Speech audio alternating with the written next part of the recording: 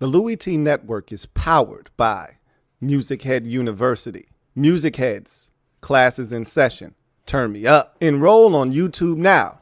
Link is in the description.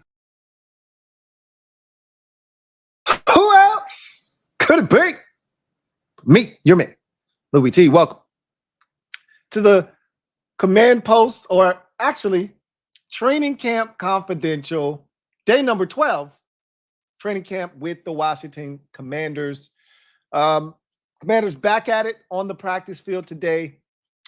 Very limited in nature. This was what Dan Quinn termed a ramp-up practice as they get the team back up to speed after a preseason game, their first of the 2024 campaign versus the Jets. We will talk a little bit about that game tonight, as this was dubbed Tell the Truth Monday, as they like to say. And I'm going to adopt that, by the way.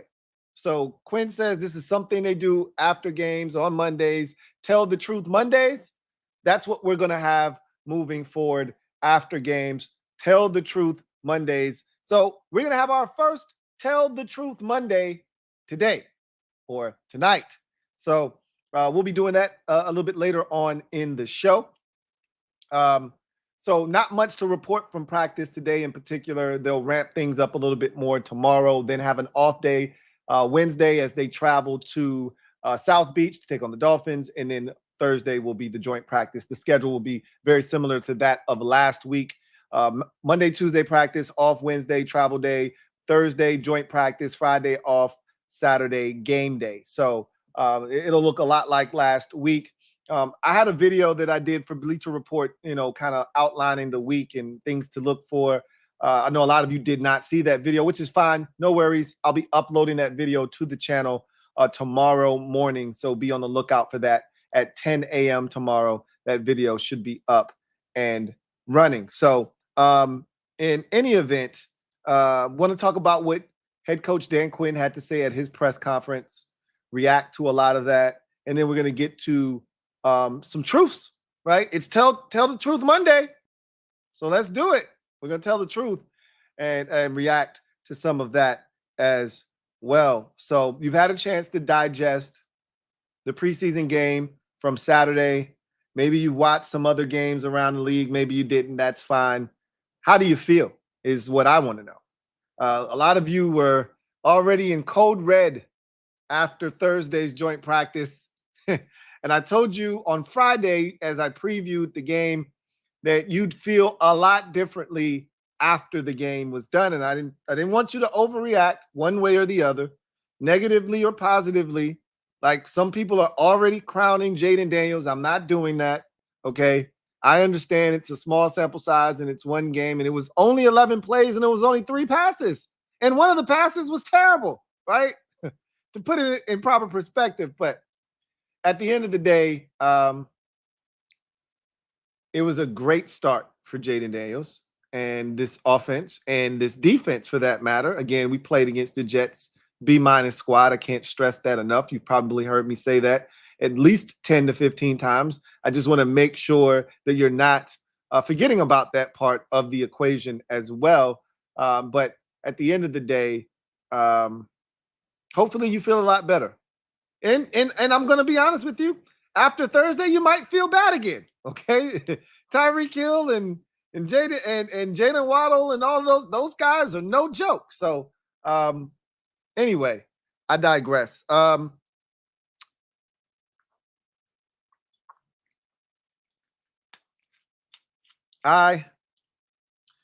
want to start off tonight by giving you guys a little bit of truth for me this week. And don't beat me up. And I feel bad about this, but then I don't. I'm not going to be here for Saturday's game. I won't be here for Thursday's joint practice either. I am going out of town. My granny is turning 86 years old. We are celebrating her birthday. She lives in the Virgin Islands, so I'm going home. Haven't been home in a number of years, probably like 5 or 6 years. So it'll be good to visit the Virgin Islands. So I won't be here I'll be out of the office from Thursday to Monday night. Now, I get back in Monday night and I might just jump on and react to the game. I'm going to see how the week goes and how things shake out for me.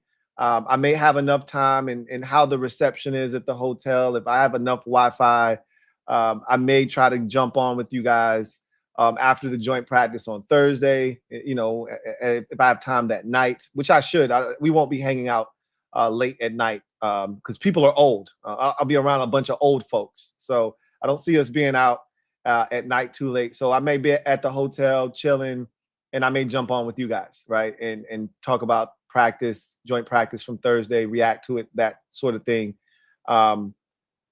You probably won't hear from me on Friday, more likely than not. Well, we'll see. If I have time, again, the likelihood is you won't. But Saturday, you definitely won't hear from me on Saturday.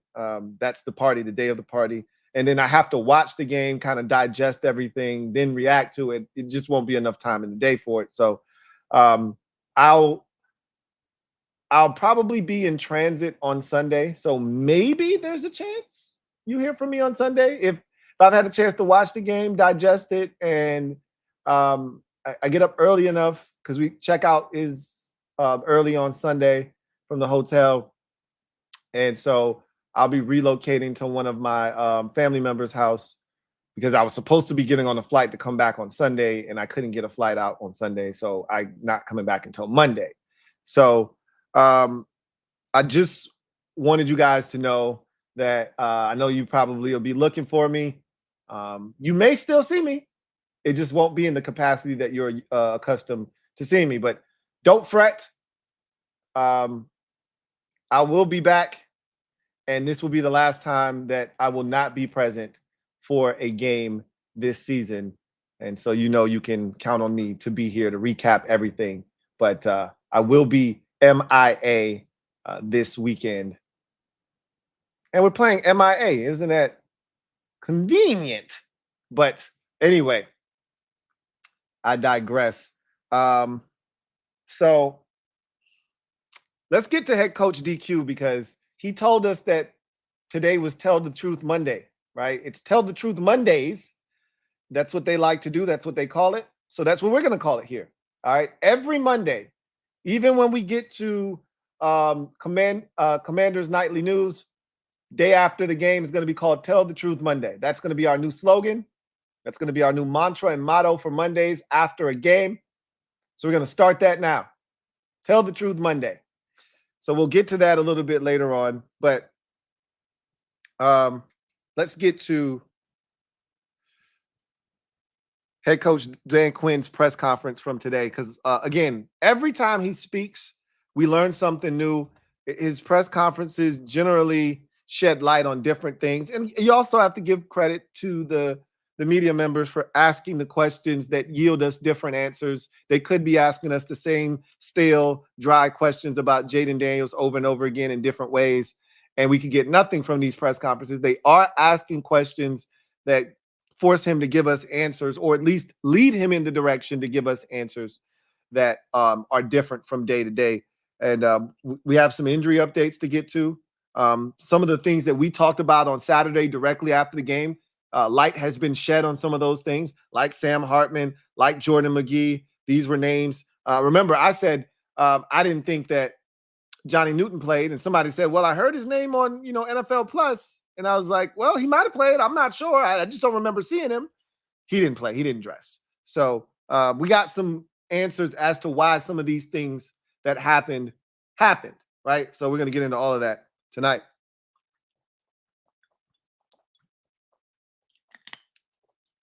So DQ started off by talking about Tell the Truth Mondays. And he started to talk about some things that stuck out to him during the game. Number one, he said they need more overall work on tackling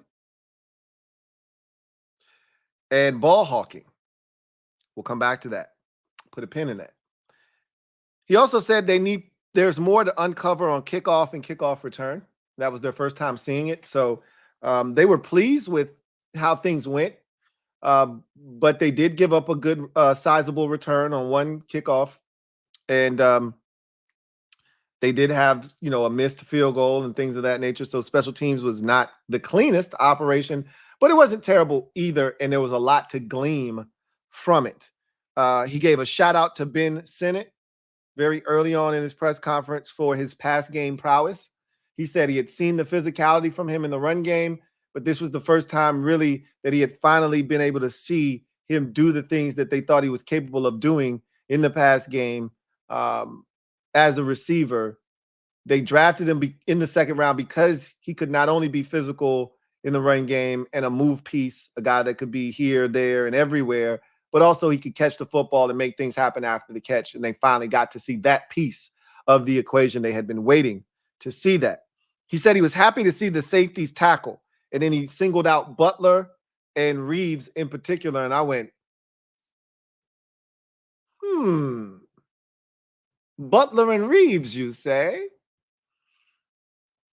I saw them make some tackles. Reeves had one where he lit a dude up. I also seen both of them miss a tackle too. So I was like, Reeves and Butler, you say?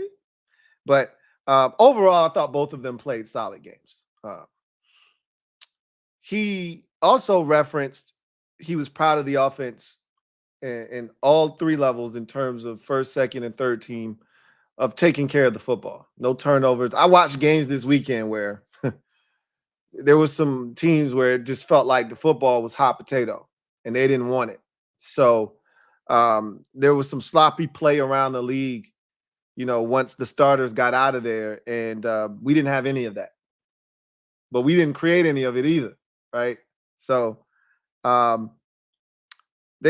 so one of the first questions he fielded was about Jamon Davis and, what did he see from Jamon Davis in his first action, playing defensive end and kind of doing the positional flexibility thing, right? I almost got caught up. He said that he saw the speed and physicality from Jamon Davis on display, and that was something that he was looking for. And we saw it on the very first possession that Jamon Davis got in as a defensive end. Right away, they ran the ball at him twice in a row, and he set a physical edge and was able to make a tackle both times. So you saw right away Jamon Davis's ability to be able to set a physical edge again against a backup. Against better tackles, he's probably going to get engulfed and moved out of the way.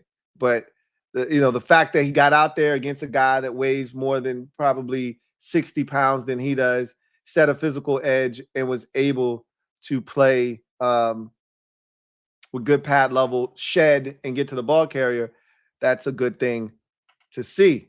Talked about Sam Hartman, and he gave some injury updates on a few players, and I'll just give you all the injury updates that he gave us right now because they came at different times of the press conference, but we'll knock them all down right now in short order. So he started with Sam Hartman. Remember, we were asking ourselves, why did he leave the game? And some of you were on top of this from the jump. Some of you said, oh, he got injured. And I was like, he did? And because I didn't see it. I didn't know. So some of you, shout out to those of you who are all over it. I did not know why he came out of the game. I didn't want to assume, and I didn't want to put an injury on him if it didn't exist. So, I'm really hesitant to put that on a player. I need to know before I start talking that injury talk. So he had something happen to his shoulder at some point in the game, and he came out late in the game, obviously, and he's going to miss practice this week, not going to play in the game this week. He didn't go as far as to rule him out, but he said he was out today and they're going to reevaluate him. And if he doesn't practice this week, meaning Thursday or Tuesday or Thursday, he can't play in the game. And that goes for any of the players that are currently not in the lineup right now. If they can't practice during the week, they're not going to push them to play. This is not like the regular season where you could go all week, not practice, and play on Sunday. They're not taking any chances, nor should they.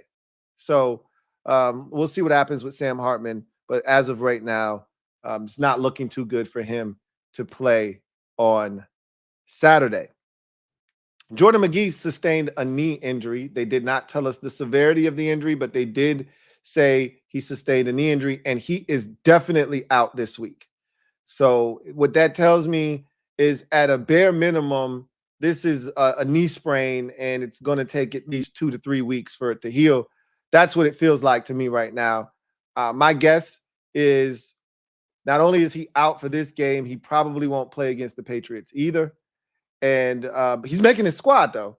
So the next time that we'll hear that Jordan, McGee is back on the practice field would be that week when they're starting to try to iron out the roster. I think that's when we'll start to hear that Jordan McGee is back on the practice field. He's practicing XYZ. So what a shame. I'm glad that it's not a serious injury, but he was really trending upward, and I was really excited to see him. And then he had 10 snaps on Sunday, and I just thought, oh, they took him out because they feel like he's that good. And I'm like, that didn't make any sense to me, but okay, fine. You feel that good about a 5th-round pick that you're only going to play him 10 snaps and take him out like he's a starter, then so be it. But that wasn't the case. He got injured, and he's going to be out for a little while. Johnny Newton, soft tissue injury. So this has nothing to do with either of the feet, that had surgery on them. He had same surgery on each of his feet. So those are completely healed. Those aren't the issue right now. He sustained some sort of soft tissue injury that they want to monitor. So much like with Sam Hartman and Brandon Coleman, he said the same thing for, if they can't go during the week, they will not play in the game on Saturday. But for those of you unaware, Brandon Coleman has a shoulder injury. So there were people out there that said Coleman had his arm in a sling or whatever, or, his arm was bandaged up with ice and stuff on it. So people were making assumptions, and I was like, oh, I'm not jumping to any conclusions. I was trying to go the sick route because that's what I wanted it to be, right? Because you get over that, right?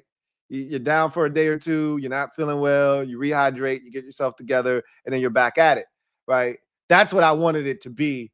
That's not what it is. A lot of you, again, were on top of it. A lot of you were out at practice, and you saw him with the bandage on his arm. So you guys kind of were able to see that something was amiss there. And so he does have like a pec strain, they said. Again, they're calling it day to day. I'm calling it week to week, okay? Because they're not going to rush this kid. And the thing that sucks is he needs reps. Like, they still don't know if he's capable of starting at tackle. Of all the guys that we could ill afford to get injured because we needed to find out if he could or couldn't, outside of Jaden Daniels, it was Brandon Coleman. And now he's probably going to miss both joint practices, both preseason games of note. And in the third preseason game, when nobody plays, that might be the first time that he's actually able to play, if he's even ready by then. So the longer he stays out, the less likely it is this man is ready for week 1 action, because you can't find out in week 1 versus Tampa Bay. That's not ideal.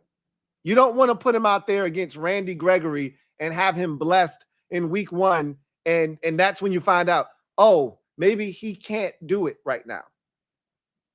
So the more this thing lingers and the less time he's out there gaining that experience, working next to Nick Allegretti and getting time on task, the less likely it is Brandon Coleman is our starting left tackle come week 1.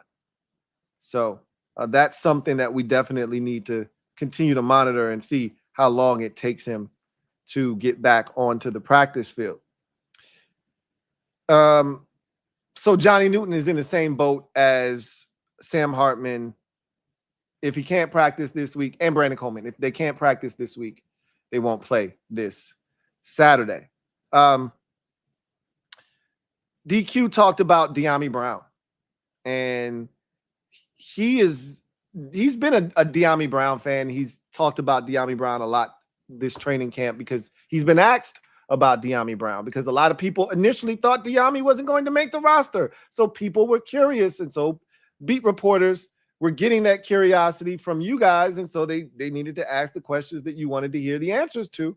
So a lot of people were asking about Dyami Brown because they thought he was potentially on the chopping block. I think a lot of you understand now that isn't the case. Dyami Brown isn't going anywhere this season, right? So he talked about Dyami Brown's maturation throughout the spring. He said, Dyami kind of got on his radar pretty early on in the process in OTAs, right? He was making plays, showing the speed to get on top of DBs and stack them and then stay on top. And then he was showing the ability to make tough catches, as we saw on Saturday, as we saw on Thursday last week in the joint practice. He said, so between that, Dyami's physicality, which John Keim has told us about in the run game, and then his ability to play special teams, which I keep harping on, because even if Dyami wasn't showcasing what we've seen from him this year thus far as a receiver, there was always Dyami, the special teams player. And if nothing else, that coupled with the speed and, the ability that we know he still possesses, even if we don't see it consistently enough, I thought that was enough to keep him on the roster, which is why I was always saying Dyami's not going anywhere. But he said it was all of those things coupled with the fact that Dyami, as he gets more opportunities, is continuing to make plays. He's continuing to get on top of guys. He said he showed it in the joint practice, made a tough, one-handed catch. Then that translated to the field on Saturday, and he did the exact same thing. So they've really enjoyed his maturation process, and he says he likes the steps that Dyami is taking right now. Then a specific question was asked of DQ. He said, we know the names, the Jaden Daniels and the Ben Sinnotts and the guys that obviously flash, that are young players that everybody is, concerned or want to see and are excited about. Give me some names of some guys that are off the beaten path that jumped out at you in this game. And he mentioned 3 players/positions in particular. Tyler Owens was the first name that he rattled off. He talked about the tackle he made on special teams, which I talked about. It was the first real big play of the game, non-Jaden Daniels offense, because obviously the offense got the football first. But the defense came, forced the 3 and out, and then boom, Tyler Owens makes that tackle. And you go, okay, Tyler, another way to get your name called. And he just consistently showed up in this preseason game, that Tyler Owens. So he mentioned him. He mentioned tight ends in general. And then he did it again. He talked about the physicality aspect, which is why a guy like Armani Rogers is no longer here, because they've preached physicality from the tight end position from day one, right? Which is why I knew John Bates was as safe gets. We knew Zach Ertz wasn't going anywhere. And obviously they drafted Ben Sinnott, so he wasn't going anywhere. So you had 3 spots spoken for. The question was, would they keep 4? I think they're going to keep 4. And Cole Turner is going to have to continue to show physicality if he wants to stay here. I thought he was solid. He wasn't earth-shattering by any stretch of the imagination, but they liked the physicality that they saw from the tight ends in particular in this game. And then he mentioned my guy, Michael Wiley. I was waiting. I was like, you better mention Wiley. RB3. I'm on the campaign trail. Donations. Don't hit me. I thought it was a trash can. I'm on the campaign trail. He talked about Wiley, and he said, I really wanted to see him kind of get out there and make some things happen. Wanted to see some of the speed. He said, we still really haven't seen him catch. I told you that's one of his superpowers, is catching a football. And, we've seen a couple of clips from training camp where, he's catching the football over the shoulder effortlessly. That's his superpower. To me, it's quickness. He does a great job of, getting in and out of cuts very quickly. He's shifty. And then I think he's a guy that can catch it extremely well. I said he feels like a bigger version of Austin Eckler, right? To me, Wiley does. So he was like, we still haven't seen that part of his game yet, the ability to catch it and things of that nature. And we know he can do that. So he's like, I was really excited to see Wiley get out there and get after it. So those were the 3 names that jumped out at him. He then talked about Tressway's tackle and the sideline reaction to it. And that made my heart smile, right? I think all of us got excited for Tress when that tackle happened. And, I just want to make sure that you are aware that when a kicker makes a tackle, it isn't always the case that that reaction happens. Okay. I just need you guys to understand that. I watched a game between the Steelers and the Texans this weekend in which the Steelers kicker decleated Tank Dell on a punt return. I mean, he lit his ass up. I was like, oh shit, that was the kicker.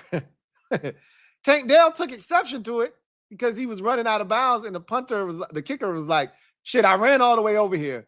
I'm leaving with something, right? So he tattooed him.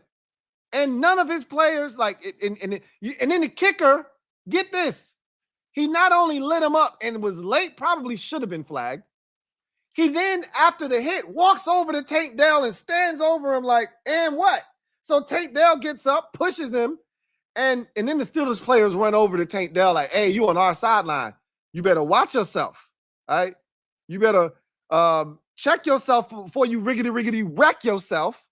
And the punter walks away and nobody goes over and slaps the helmet. Nobody jumps him. Nobody says, attaboy. None of that, right? Punter's mad. He's over here steaming like, yeah, I just lit him up. And nobody gave him love.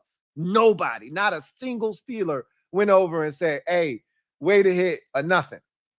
So it's not commonplace to see a punter or a kicker, for that matter, whatever your designation is, make a tackle and get that type of reaction. But Tressway is that beloved on this squad. And again, that's that brotherhood that guys want to see other guys do well. I love in the preseason, one of the things I look for when I'm watching any preseason game, I look for the guys on the sidelines hyping up the dudes that are out here trying to win a roster spot. I look for that. Because that tells me the closeness of the unit. That tells me how close of a team do you have. Because if you're cheering on your fellow teammate, if you're going nuts when somebody makes a play because you want to see these guys do well, that tells me that there's a bond within that locker room. If there's none of that going on, then there's a disconnect. There's a disconnect. So I love to see it. And he talked about that. And they showed it in film session. Like, yo, this is what we want. We encourage this. This is what we're talking about. We need this out here. So that was good to see. And it was nice to hear him talk about it as well. So he also talked about how Tell the Truth Mondays work and how there's a lot of compliment sandwiches going on, right? You did this well. You need to work on this, but you also did this well, right? Because guys respond well to that. He talked about how, it's important that players understand where they stand because during this time right now, there's a lot of gray area for a number of players. And I've heard a lot of ex-players talk about the thing that is the most frustrating to them is when they don't know, like, where do I stand? What is it that I can do to improve my situation? What can I do to do this better? Or, how do I improve upon this? And, you might be thinking, I'm killing it. I'm going to make this team. And they got a totally different perspective of what you've done to this point. So transparency is big. And that's what these Tell the Truth Mondays are supposed to be about. Like, hey, we're not just going to get on you about the things you didn't do well. We're also going to tell you when you did something really good and continue to do that. But, we also want to let you know, hey, we need more out of you from this, right? He talked about how to bridge the gap on the O-line with guys out. And he's like, look, there's really no secret sauce to this.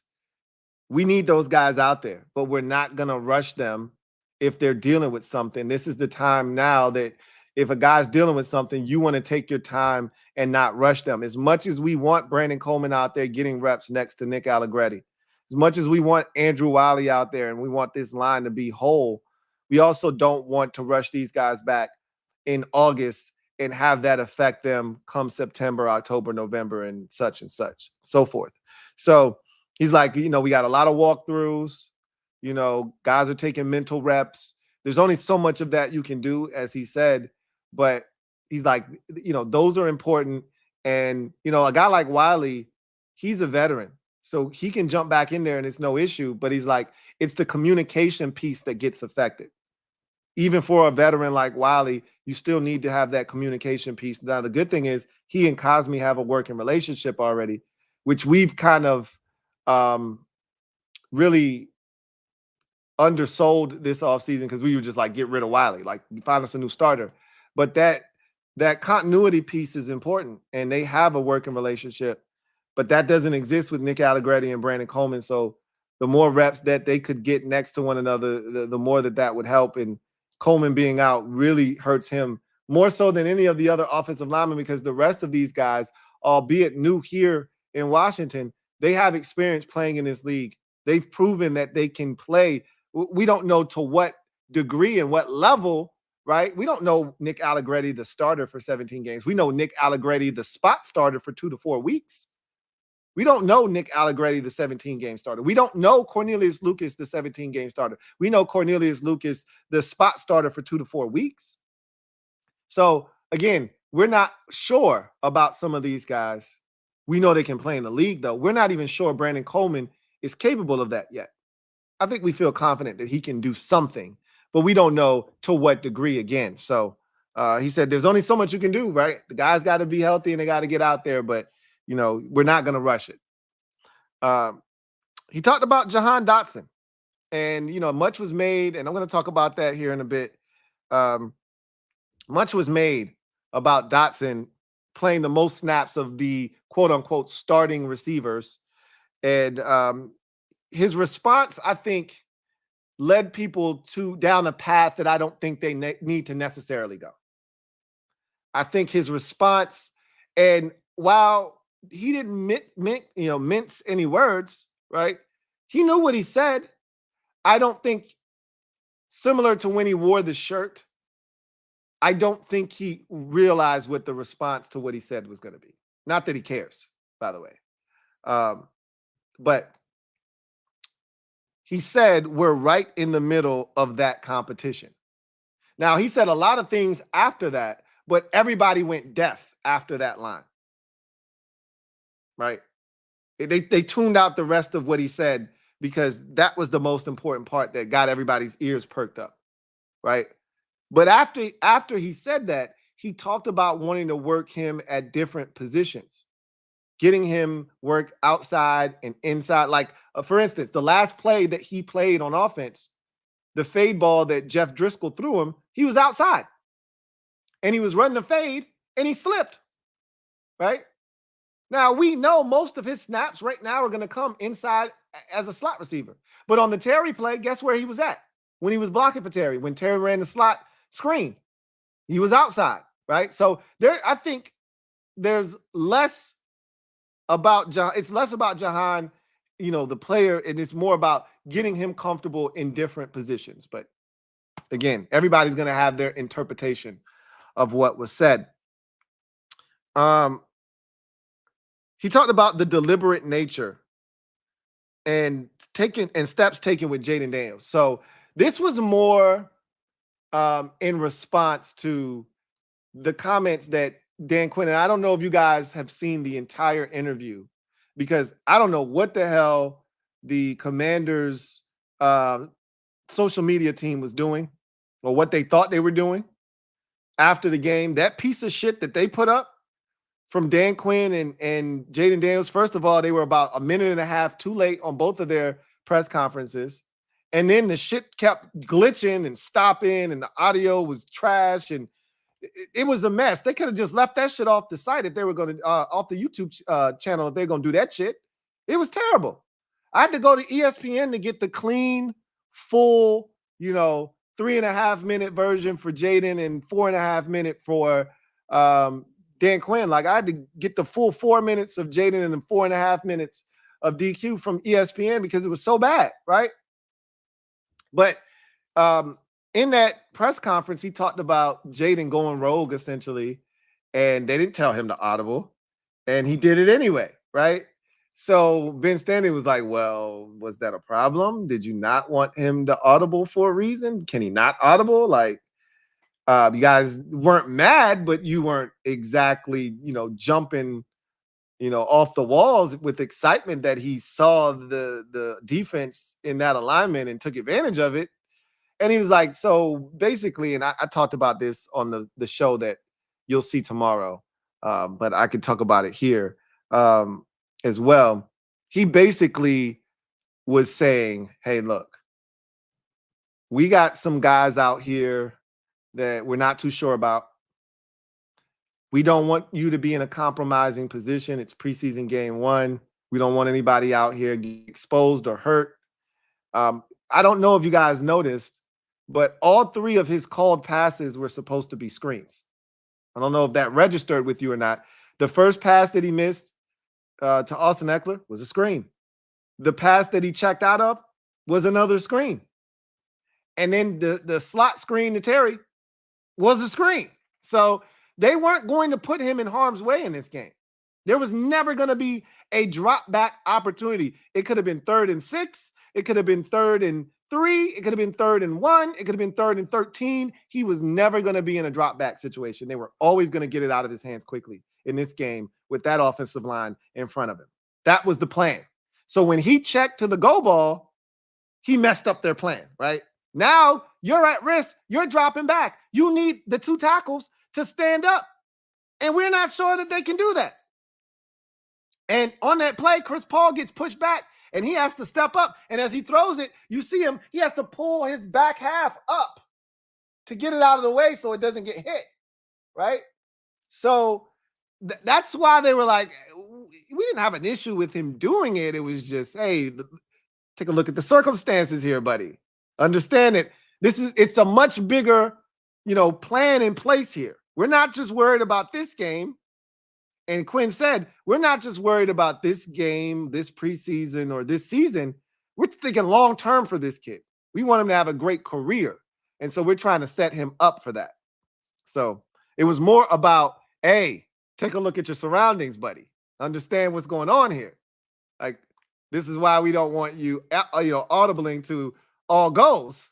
Now you need 3 seconds to throw that. We're trying to get this thing out of your hands in 2 seconds.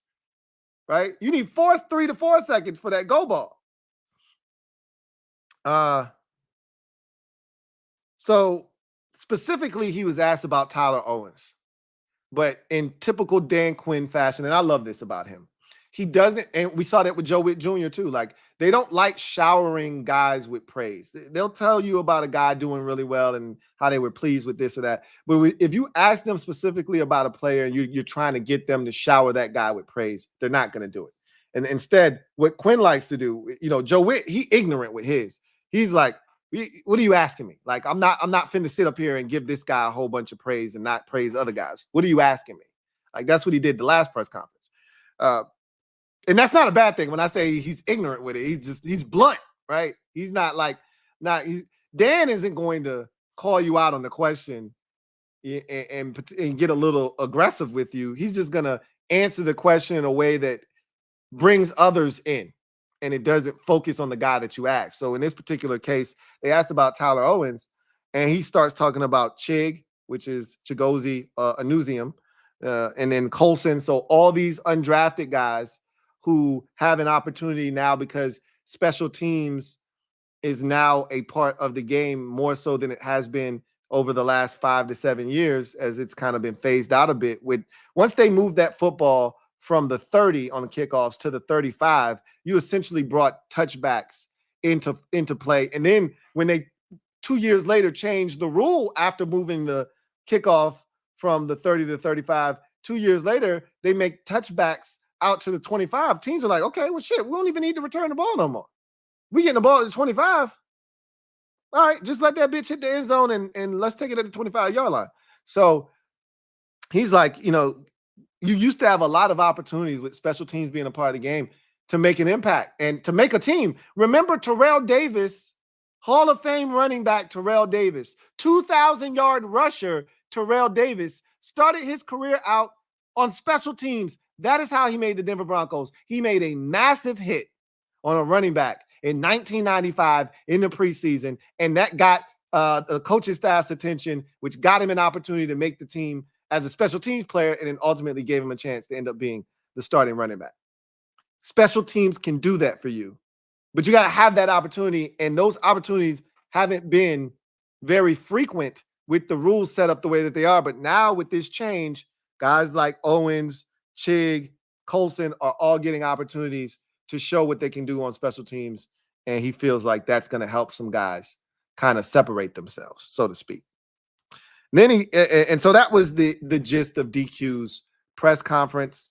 Thought that he gave us some good information there, especially on the injury front. We hadn't heard a lot, so it's good to now kind of know what's going on there because they're not obligated to tell us anything on the injury front. He could have literally just said, yeah, a couple of nicks and bruises, but we're not going to get into all of that. He could have did us like that. And if he would have, we would have had to respect it. But now we know, and hopefully some of those guys will be back sooner rather than later. So let's get to Tell the Truth Monday, shall we? Let's do that. So this is Louie T's. This is my version of Tell the Truth Monday, right? So I don't know if y'all heard this or read this, but apparently they're going to bring in Martavis Bryant for another workout. They brought him in earlier in the spring, right? You know, late spring, nothing came of it. I was like, why are they kicking the tires on this guy? He hasn't played in the NFL in 90 years. And what is he actually going to do? They didn't sign him. And I was like, good. We don't need to sign him. Here we are, 3 weeks into camp. And they're reportedly going to bring in Martavis Bryant for another workout.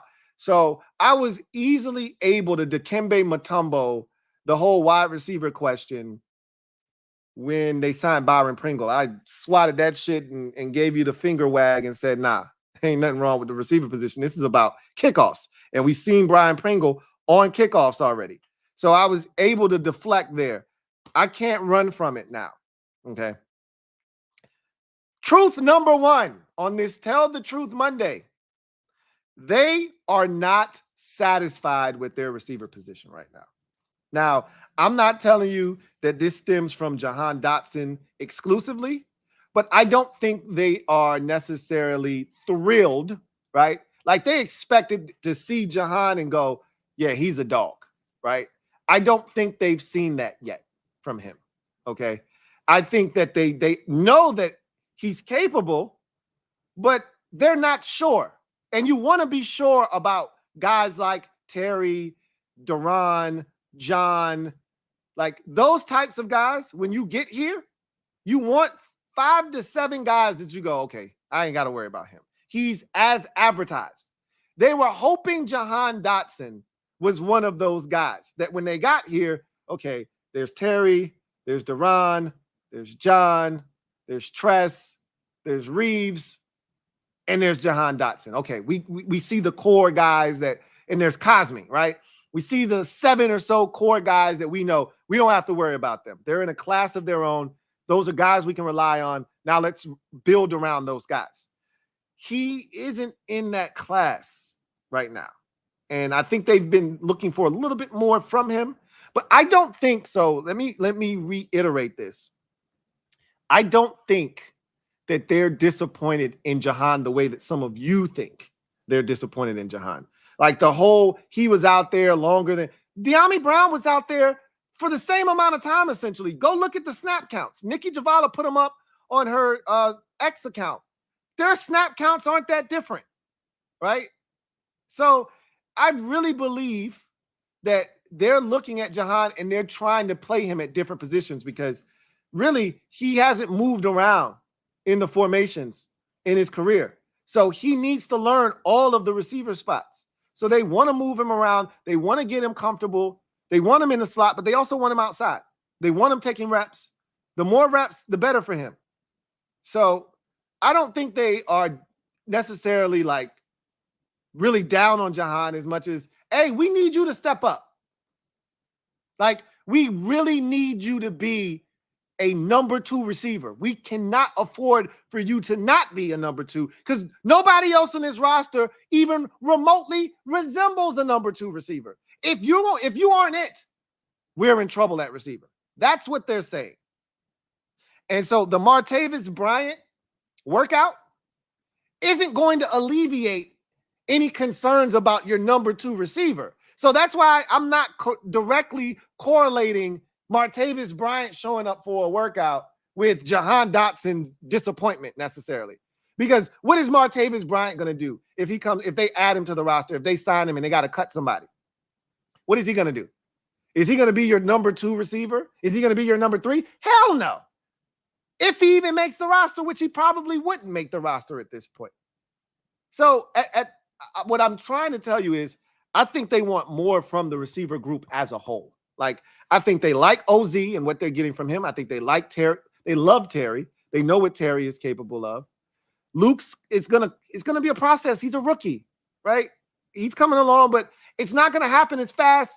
They probably were hoping Luke would be a little bit further along, and maybe that was a little bit foolish on their part to think that he would be, but that's nor here nor there. He'll be fine.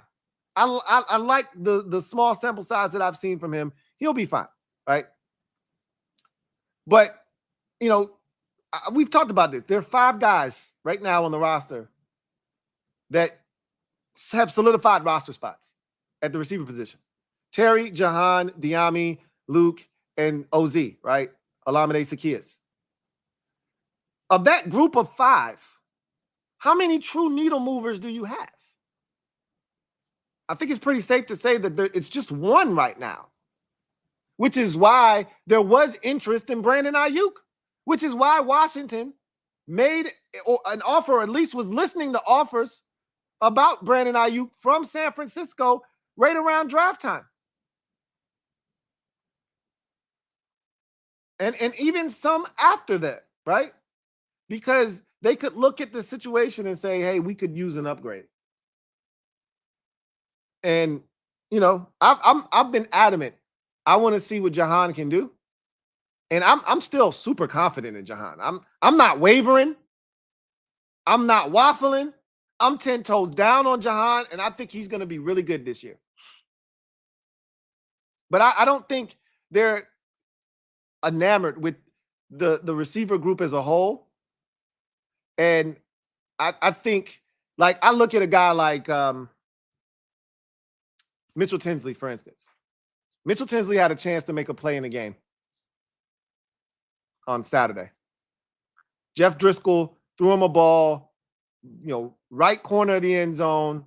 I don't know if he would have gotten his feet in. I looked at his feet. I don't think he would have got 2 feet in. I don't care. Catch the damn football. You want to make this roster? You want to make a believer out of the staff? Make a play, bro. That ball went right through his hands. Bryson Tremaine got a deep shot down the sideline, looked uncoordinated there. He'd been making plays all camp long. He wasn't going to catch it anyway. Not a big deal. Made a nice catch over the middle. But then on 3rd down, Driscoll throws a ball. Might have been Hartman. I can't remember who was in at that time. I want to say it was Driscoll still. Throws an out route to him. And it might have been Hartman at this point. But he throws an out route to him. And it wasn't the best ball. It wasn't the best ball. Catch it, though. Right? Like, you want to make this, you got to be catching every damn thing. And he didn't. And, it's just little situations like that the staff looks at and they say, just how good of a back end are we talking here? Like, what do we really have? We keep talking about wide receiver 6. Do we even need to keep a 6th receiver at this point with what these guys are showing us? Is there enough here to keep a 6th receiver? Which is why you would bring in a Martavis Bryant because, look, Byron Pringle, right now feels like the 6th receiver. And that's why I kept him on my roster because I think he's going to be returning kickoffs for us. And he had a good return on a kickoff, right? Jamon Davis looks like a shoo-in for the practice squad at this point with the way that he performed from a special team standpoint. I didn't see the guy at all on offense. Doesn't mean he wasn't out there. I don't think he touched it on offense, right? At practice today, they had Kaz Allen, Davion Davis, OZ, and Jamison Crowder returning punts today at practice. So they're narrowing down that pool of guys, but do you have any confidence that Kaz Allen can impact the game other than special teams and gadget plays? I don't know. I just think they're not satisfied at receiver. And honestly, if we're telling the truth, it's Tell the Truth Monday. you're not going to really be able to do anything about it until next year. You're not going to find a guy. There's not going to just be this magical player sitting there for you to take. You can parse through these cuts at the end of the summer when teams have to trim their roster down to 53. You're not going to really find anything, though. Knock yourself out. Go ahead. Sift through all of the receivers that get cut. This one's interesting. 7th round pick 2 years ago. 6'3", 205 pounds. Ran a 4.47. I wonder why he's here. There's a reason why he's in that pile. But hey, knock yourself out. You want to pull his card and you want to give him an opportunity, knock yourself out. But more likely than not, we are what we are. We are. I've been telling people that about the offensive line too. Everybody wants to sign this guy. Go sign Stephon Gilmore. Gilmore is the only guy that if you're not sure about corner, if you got any doubts about this group and the depth of the group, and you don't trust the 4 guys right now that you have, well, 3 really, if we're talking boundary. If you don't trust the 3 guys, Gilmore is the only guy of all. David Bakhtiari isn't going to save us. And another thing, who says David Bakhtiari wants to play for a team at the point of the process that we're in right now? He's been on winning teams his entire career with Aaron Rodgers. Who says he wants to come and play for a team that doesn't have any aspirations of winning anything big this season? Who says that he wants to come and compete for anything, right? I don't know. He might be willing to do all of these things. He might be willing to take whatever opportunity comes his way. But who says he's willing to? Because keep in mind, he's not guaranteed anything if he comes here. If Brandon Coleman is healthy and he continues to play well, he's your starting left tackle, and they like Andrew Wiley. Contrary to popular belief, they like Andrew Wiley. We may not like him, but they do. So where is he playing? Exactly. Again, Gilmore is the one where I'm like, yeah, I'm listening. But he's taking I don't know if you see, but he's taking a lap around the league. Eventually, no whammy, no whammy, no whammy. Stop. Somebody's going to sign his ass. He went to Minnesota. He's going to Atlanta today. Eventually, we're going to see Stephon Gilmore signs a 1-year deal with fill in the blank. So that whole name that keeps popping up, that shit's about to go away here shortly. Anyway, Tell the Truth Monday. Truth number 2. The O-line depth remains an issue.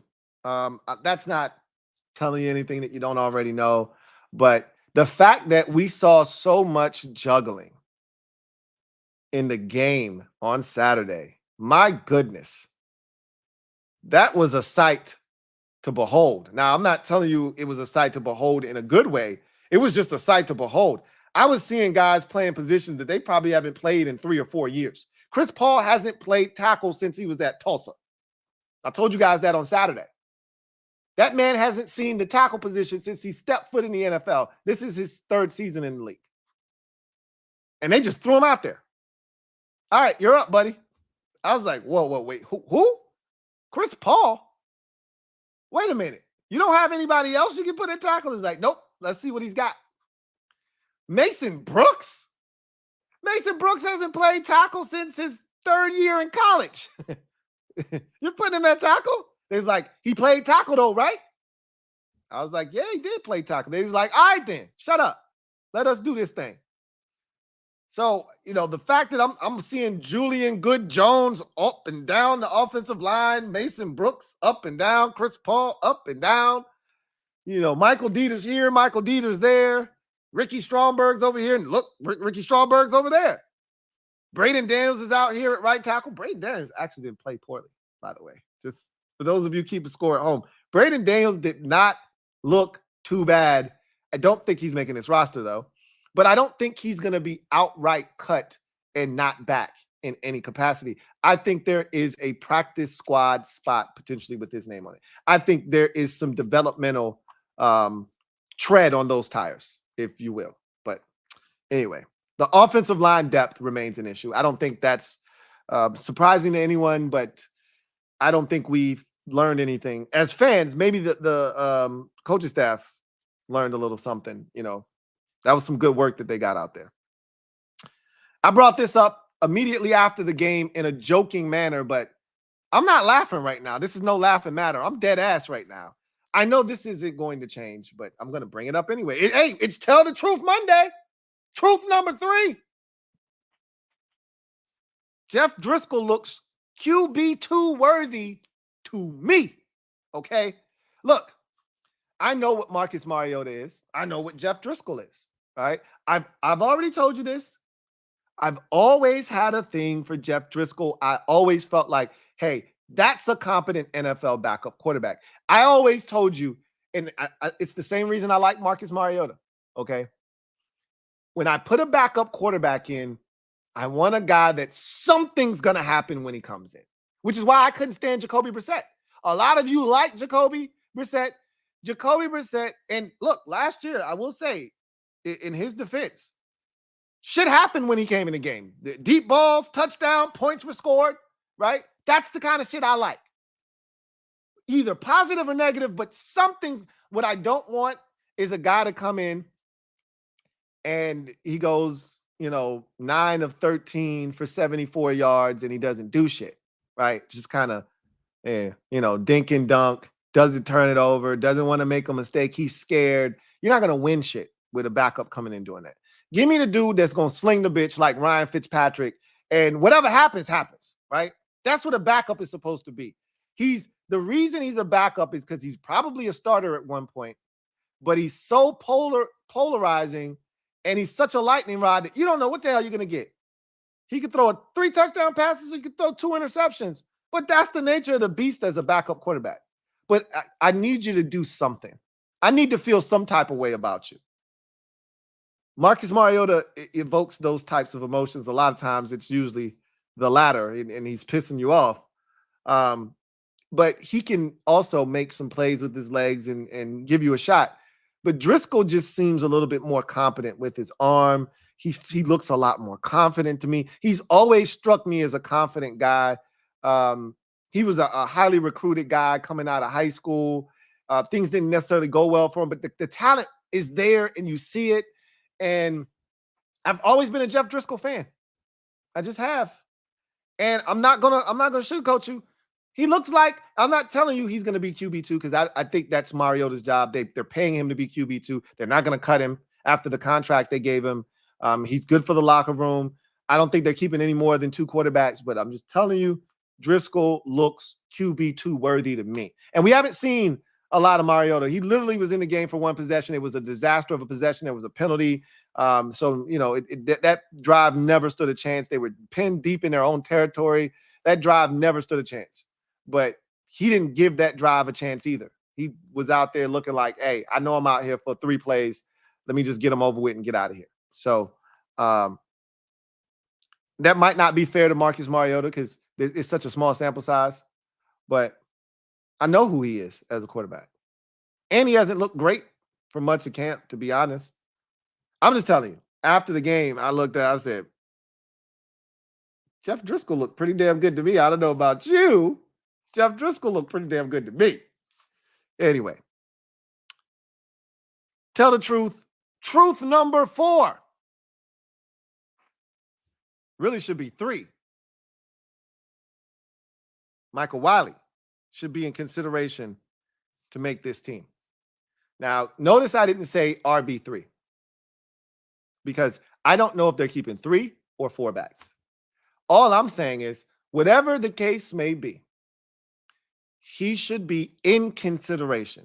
I'm not saying he has to make the team. I'm not saying he should be RB3 because they could be keeping 4. And in that case, he could be RB4. I don't give a damn. I just think he should be here, right? If you're keeping 3, he should be in consideration for RB3. If you're keeping 4, he should be in consideration for RB4. Whatever the case may be, I think he should be in consideration to make the football team. That's how I feel about Michael Wiley. I told you guys this before I seen him take a single snap here in Washington. I watched the tape on all of the undrafted guys, and I told you when I was done, the one guy that looked like he had a legitimate shot at making his team, and I think you can add Tyler Owens to that mix now, but the one guy that looked like he had a realistic shot was Michael Wiley because we just don't have a ton of talent at running back. And I think he's talented. And he showcased that. And Quinn and the staff took notice. And it sounds like they've been taking notice all camp long, and they wanted to see it in the game, and they saw it. And I wonder if this is going to lead to him getting in sooner. I'll be paying attention in this Dolphins game to see if he gets in maybe, right around the time Jeremy McNichols gets in, because there was a clear gap in this game. It was B-Rob and Austin Eckler. That was clear, right, on the first drive. Then those two were gone, and then they went to McNichols first, but they worked in Chris Rodriguez, and it was there to show the next two guys up. And then when they removed those two completely from the game, it was the Michael Wiley show, and he finished out the game, right? Let's see if he moves into that second show now, right?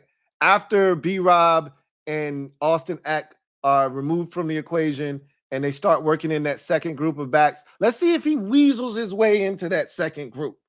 Can he weasel his way into that second group? Hey, let me get some of them carries, bro. Let me get some of those reps, bro. Let me get some of those. I'll be watching. Michael Wiley for RB3 or 4. Either way, Michael Wiley to make this roster. My name is Louie T, and I approve that message.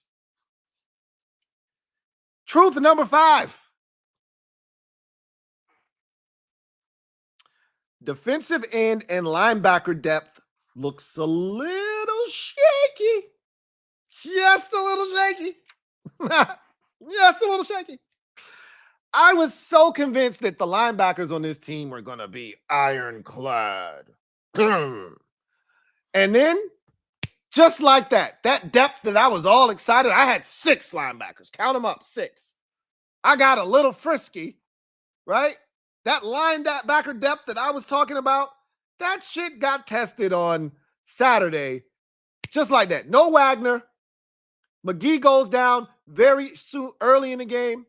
And now we're looking at Pittman, and we're looking at Walker, and they were bad for much of that game. Now, there were moments where Walker just couldn't tackle no damn body. That was his problem in the game. He over-pursued. He couldn't tackle. Walker looked lost. And I'm a Michael Walker fan. He looked lost. Okay? And so it got to the point where they put 51 in the game. Bo Bauer was out there looking like a broke-down David Mayo. I said, oh, shit. Am I having a nightmare?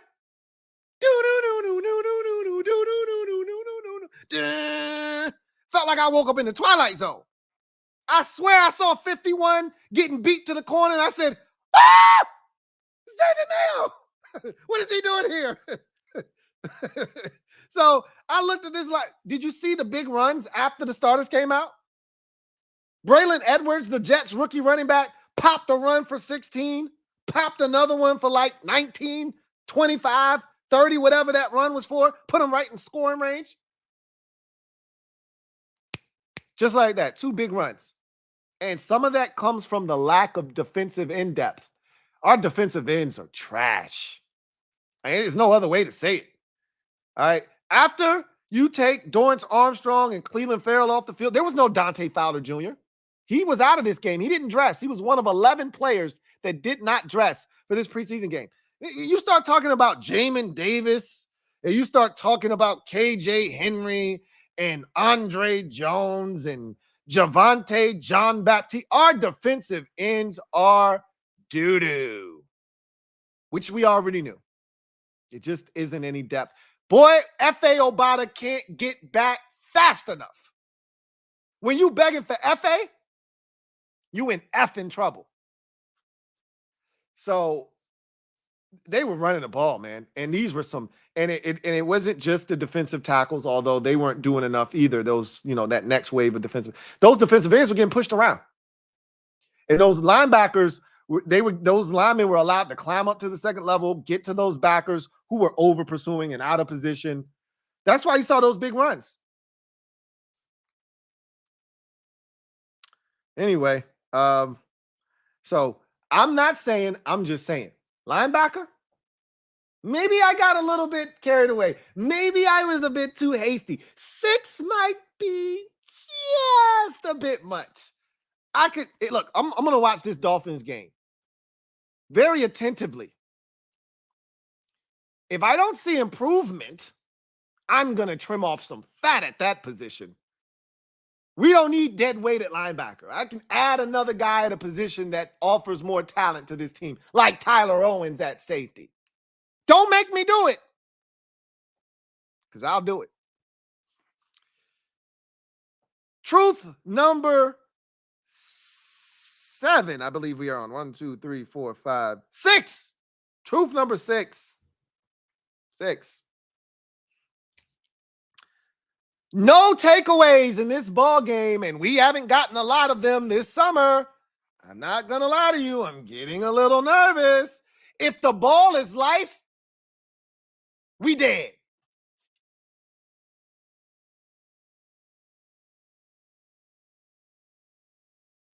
If the ball is life, we dead.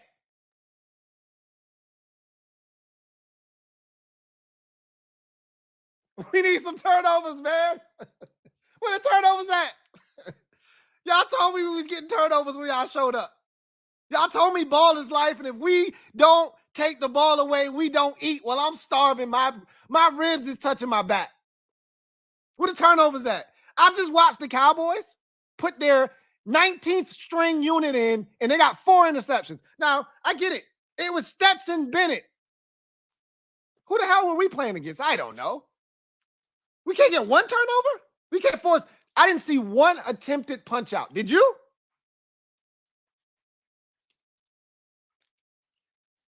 Look, it's early, and I don't want to trip. I don't want to trip. I just need to see something. Give me something that I can hang my hat on. Give me something I can say, hey, remember we forced 3 turnovers in that Dolphins game. So, hey, turnovers are coming. Give me something. Maybe they show up week 1. You know, maybe we get nothing all preseason, and then boom, week 1, we get baked for 2 picks, force one of their running backs to fumble, and voila, +3 in the plus minus category after the first week. And I'm like, we off and running. Ball is life, and I'm feeling alive. Right now, I'm on life support. I'm on life support.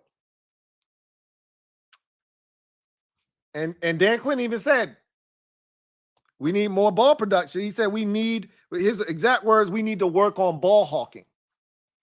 I don't even think we were close to taking it away. I don't even remember a guy almost picking a pass off.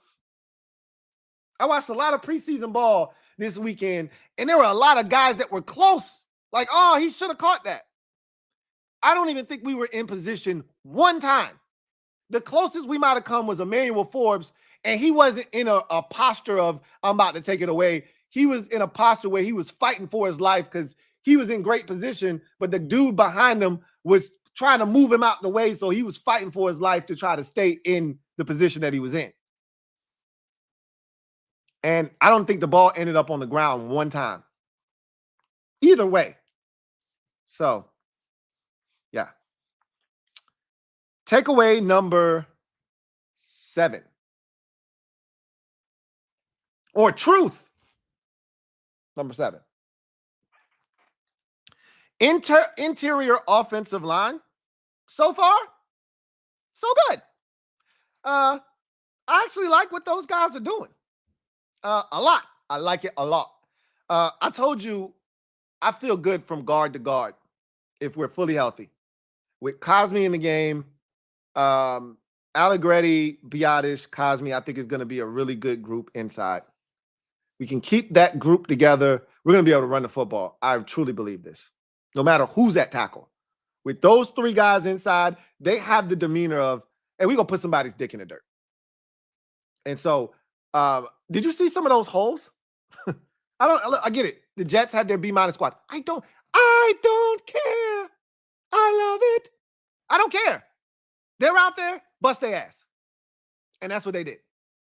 That toss to B-Rob, first of all, how about the variety Variety is the spice of life. How about the variety from Cliff? Hey, Cliff, baby. Cliff looked good. And this was vanilla. If this is vanilla, oh, I can't wait to taste strawberry and chocolate and pistachio. Look at me showing my age. Pistachio, you say? Don't sleep on pistachio ice cream. It's really good. Butter pecan. I can't wait to taste the rest of the flavors. If that's vanilla, we are in some good space right now. We're in a good position if that's vanilla, because we saw at least 7 or 8 different types of runs. You know, standard inside zone, saw the toss outside the B-Rock, and I thought that could go for a touchdown. If Trenton Scott's ass could block, get your ass out there and put a body on that's a touchdown. Because John Bates was doing Ullman-like work on that play. He blocked 2 dudes. I'm like, come on, Scott. And then B-Mitch had the audacity after the play to go, Trenton Scott with a good block of that play. Bullshit. Bullshit.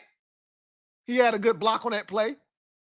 B-Rob was running his ass off. Eckler was running his ass off. And they were running. A lot of their runs came right in between guard to guard. The one on the outside was beautiful. It was a thing of beauty. The toss, I loved it. I really did. But they were getting 6, 5, and 6 and 7 right inside. We got a false start penalty on Allegretti. I really thought that penalty was on Trenton Scott. I thought they they called it on the wrong guy, but whatever. Allegretti ate it. We moved back from the 3 to the 8. 1st and goal from the 8. And we go gun handoff to Austin Eckler and get right back to the 3-yard line. And he ran right behind Biadish, the combination of Biadish, Cosme, and Paul. Right off that right side. Got right back to the 3-yard line. And then Jay, the matter of fact, that was 2nd down. Because he threw I want to say he had already, because Jaden's keep for the touchdown was on 3rd down. So, you know, the B-Rob run had already happened. When he ran into the back, John Bates got pushed by the defensive lineman into B-Rob, and so that killed that play, and then we had the false start. So it was 2nd and goal from the 9, I want to say. And Eckler got it all the way down to the 3, and then Jaden ran it in on the next play. So there was some effectiveness on that interior, and that went for all, 4 quarters. I was impressed with the interior of the offensive line. I mean, when Wiley came in, did you see some of the holes Wiley had? The touchdown run, he walked in the end zone. Wiley had some impressive runs, and I just felt like the interior, no matter who's in. I like my Michael Dieter at center, not at guard, by the way. But I think even if you have to play around with some of the combinations, the interior of this line, I think, is going to be just fine. Boy, am I worried about tackle, though. Boy, am I worried about tackle. That's another story for another day, okay? But the interior, the last couple of years, where have we been the worst at? A lot of people will talk about Charles Leno, and they'll talk about Wiley, and they'll talk about the tackle situation. But where have we been most compromised the last 2 years in particular? Right up the goddamn middle. Center and guard. Left guard and center, to be precise. 2 years ago, it was left and right guard. When we went to the old folks' home and got Trey Turner and Andrew Norwell, it was both guard spots. At least last year, Cosme shut down one side. We still had issues on the other side, though. And center was a problem. And center's been a problem for the last 2 years. I think we're going to be A-okay up the middle. And in my last truth, so this is 1, 2, 3, 4, 5, 6, 7, 8. My 8th and final truth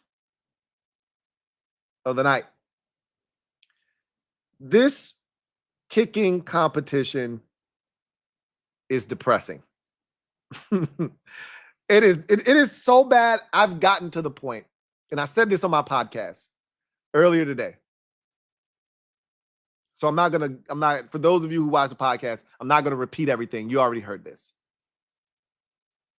I've gotten to the point now where I'm scouting kickers on other teams who have multiple kickers. It's that bad now. I trust no one here. And ultimately, they may pick one of the two guys that's currently here on the roster. One game, one kick doesn't make or break a kicker, right? And I'm aware of this. But I don't trust either one of those guys. I don't. I still trust Patterson more, but any confidence that I had in him, he shot that to shit by missing a 39-yard field goal. Ramiz Ahmed, every time he kicks the ball, I'm like, you look like you're thinking about it. And if that's as hard as you can kick the ball, and for some guys, kicking it hard doesn't equate accuracy, so you take some off so that it's accurate, that's cool. But I like the guys that kick the shit out of the football every single time. And his always seem like they're just barely getting to the middle of the net in terms of height. So that tells me that if you break him up further, probably not going to have as much distance on those kicks. I want the guy, if you're kicking a 37-yard, the extra points, none of them made it to the top of the net. They almost feel like knuckleballs, so to speak.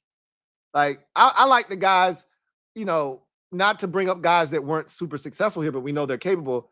Dustin Hopkins, his shits used to be at the top of the net every time. Every damn time.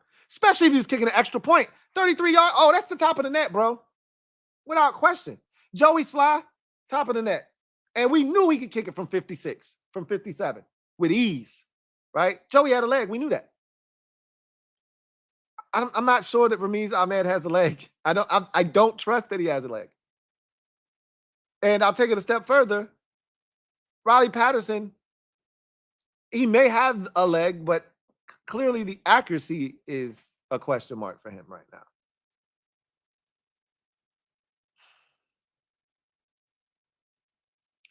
They may do something, they may do nothing, but I can tell you this much. This kicking competition is depressing. I hope that, look, I got my eyes on one particular kicker. Last year at Missouri, they had a kicker. Where's my phone? They had a kicker last year. And I'm going to give a shout out real quick to my guy who sent me this list, Kurt Holmes. Shout out to Kurt Holmes, man. Kurt sent me a list of every team with kickers. I'm not going through the list. I did it on my podcast. But Harrison Mevis, if you're a college football fan and you know who he is, he was the kicker from Missouri last year. And this man was banging home game winners from 60 yards, 61, 58. Like, he was the best kicker in college football last year was Harrison Mevis. Stocky, kind of overweight. Doesn't look like he should be a field goal kicker, but he gets results. He's in Carolina right now, and I'm assuming that there's a real competition going on because he's better than Eddie Pinheiro, who is currently the kicker in Carolina, but Eddie ain't about a damn. He ain't worth a damn. So I'm thinking Carolina's trying to see if Mavis can come in and take that job from him, and he probably will. I don't want Pinheiro. I want Mavis.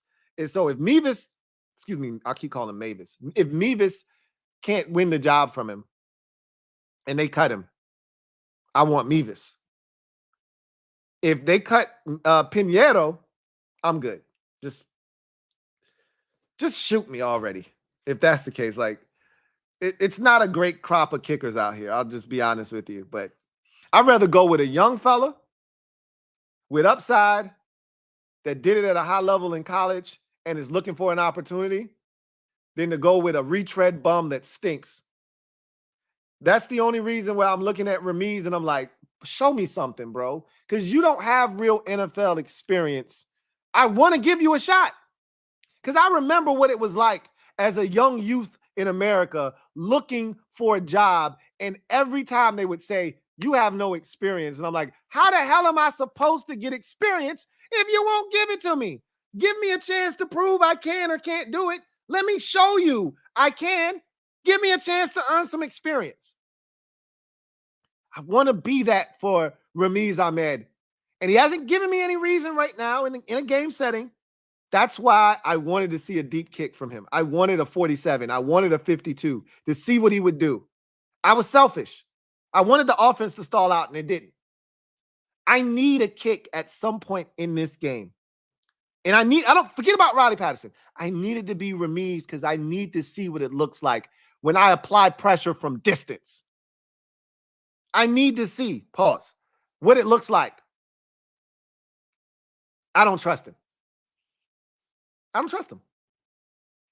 He's going to have to earn my trust. Anyway, I digress. So that's Tell the Truth Monday here on the Louie T Network. Let's get to the comment section. See what you guys have to say. We start the night off with my guy, JP. John Perez, been a member for 6 months. Greatly appreciate you. Who writes, Lou, good to see you as always. Likewise. Giving us this content. You know, I try, right? Try to give the people what they want, as a wise man used to say. Watching Daniels on Saturday for that one drive put a smile on my face. Put a smile on your face. I like that too. I had a smile on my face too. I was like, that boy good. The only gripe I have is that I would have liked to have seen him throw it more. They weren't going to do that. Not with the offensive line and the predicament that it was in. The fact that the 3 passes that they were going to have him attempt, because more likely than not on 3rd and 6, they would have thrown that screen with 8 jets, 5 yards and in up to the line of script. That screen wasn't going to work, and we were going to go 3 and out. And they were okay with that. And I don't know if he would have come back out on the field after that either, right?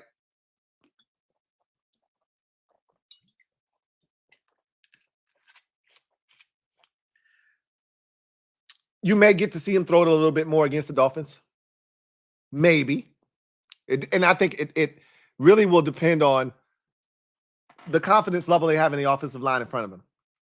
I think no Cornelius Lucas kind of shook them to their core. I think they would have been a little bit more, okay with him dropping back if Cole Luke was on the left side and Trenton Scott was on the right side. I think they would have been okay with, all right, we can let him rip it a couple of times. But the fact that they had Trenton Scott at left tackle, and he's been struggling at right tackle. Now we got him at left tackle, and we got Chris Paul, a guy who hasn't played tackle since Tulsa. Yeah, we probably should get it out of his hands quick. At least they acknowledged the fact that the shit in front of him wasn't ideal and didn't go full Eric Bieniemy on us and say, hey, everybody got a job to do. We put them in the game. They supposed to be able to play, right? Hey, run them 18-yard routes and let's see what the hell about to happen. At least they didn't do that shit. If nothing else, you should feel like they showed competency and adult responsibility with the way they handled the situation. Okay? Real adults are in the room right now. John Perez, my guy JP, thank you for the super chat. Greatly appreciate you. JP, thank you for being a member of the MOBB. Right. Ben Sinnott is going to be a stud for us, I feel like. I've been waiting for a tight end with a skill set like that since we had Jordan Reed. He's not Jordan Reed in terms of breaking dudes off, but he's going to be a problem. I agree with you, JP. Jordan Reed was in a different category onto himself because he was like a receiver playing the tight end position, and he's like a basketball player on grass. And that's not what Ben Sinnott is. But what Ben Sinnott will provide us with, he's more like George Kittle is Ben Sinnott. And I don't know if you saw that or not with that catch and what he was able to do after the catch. He's not as fast as Kittle, but he's just as physical with the ball in his hands, and he's just as gritty as Kittle. He'll get after it in the run game like Kittle does.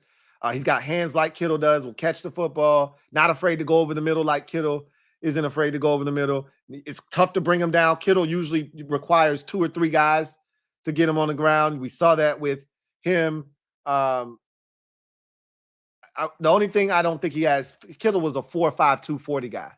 Senate, I think, is a 4.61, 4.65, somewhere in that neighborhood, which is still plenty fast at the tight end position. Though I'm not telling you that's really fast for a tight end. Kittle's a unique specimen. So, but he's, I think, more along the lines of a George Kittle than he is a Jordan Reed. And to your point, we really haven't had a dynamic pass catching tight end since Reed and Davis were here. So, feels good. And to think right now, he's TE2 for us in terms of the pass catching department. Isn't that great? He's the second tight end. Jay Willard, been a member for 35 months, getting dangerously close. Danger to that 3-year anniversary. My guy, Jay Willie, writes, Lou, 1, I am loving this ride, watching this process play out this year. And it's just getting started. It's just getting started. This is going to be a lot of fun. I keep telling y'all this. And y'all probably been looking at me sideways like, shut up, Louie T. This shit ain't going to be fun. I'm telling you, you're going to enjoy yourself. It's going to be times where you're like, man, let me off this damn ride. But for the most part, you're going to enjoy it. And I think you're going to be satisfied at the end. I at least hope. I can't say that I know that for a fact, but I hope you're satisfied at the end. That's the goal. 2, he says, dumb question. Is there such thing as a dumb question? Hell yes, there's a such thing as a dumb question. I hate when people say there's no such thing as a dumb. Yes, there are some dumbass questions. Let's see what you got. How do you feel about players wearing Guardian caps in the season? That's not a dumb question. I don't like it. It's ugly. However, who am I to tell somebody what they should or shouldn't do to protect themselves? If they're telling you that these Guardian caps are going to reduce the likelihood of a concussion by 15 or 20 or 23%, and they want to wear the Guardian cap, by all means, please wear the cap. I saw Jonathan Taylor of the Indianapolis Colts with the Guardian cap on in an actual NFL game. It looked weird, but who cares, right? As long as that cap isn't shifting around and moving in play and obstructing the view of a player as they're tackling him and the shit slides off and it's on your face mask as you're trying to, like, as long as stuff like that isn't happening and the thing stays on his head, I got no issues with it. You know, players need to do whatever they feel like is in the best interest of them staying healthy and being able to play the game that they love, without getting hurt. So we'll see if more players decide to wear the Guardian caps. It looked weird, though. I'm not going to front. Christopher McLaughlin, my guy, Chris, thank you for being a member for 20 months, almost at that 2-year anniversary. We'll clap it up for you, though. Writes, hey, Lou. What's up, Chris? Hope all is well with you and the fam. Likewise, as always. Hope everything is good on your end of your neck of the woods. My guy, Chris, writes 3 questions. 1 and 2. What are your thoughts on the team looking at Martavis Bryant? And how do you think he would fit in at receiver? And then 3, are we at code red with the kicker situation yet? So I'm not interested in Martavis Bryant. I wasn't interested when they brought him in the spring. I'm not interested now that we're 3 weeks into camp. This man has been kicked around the league, and nobody seems to think that he's worthy of signing. The Raiders brought him in, nothing there. The Cowboys brought him in, nothing there. We brought him, nothing. There's a reason that he doesn't stick. There's a reason he hasn't played in the NFL since he was suspended like 3 or 4 years ago. And there's a reason why he's not on an NFL roster right now. I don't think there's much that he can provide you with. If he could still play at a high level, someone would have signed him by now. Trust me. Okay. So I'm not interested. And if he were to sign here, I told you a lot of times when a guy is signed late into training camp, the likelihood that he makes the roster is slim and none, which is why me putting Byron Pringle on the 53-man roster was a bit of me being somewhat aggressive. Some will call it foolish. I can see both ways, right? I can see both perspectives. But generally, First to come. Let me rephrase that. Last to arrive, first to leave. Okay. Last to arrive, first to leave. That's how I feel like it would be for him. I just can't envision him being the guy that he was 5 years ago when he was a dynamic playmaker for the Pittsburgh Steelers. That ship feels like it sailed a while ago.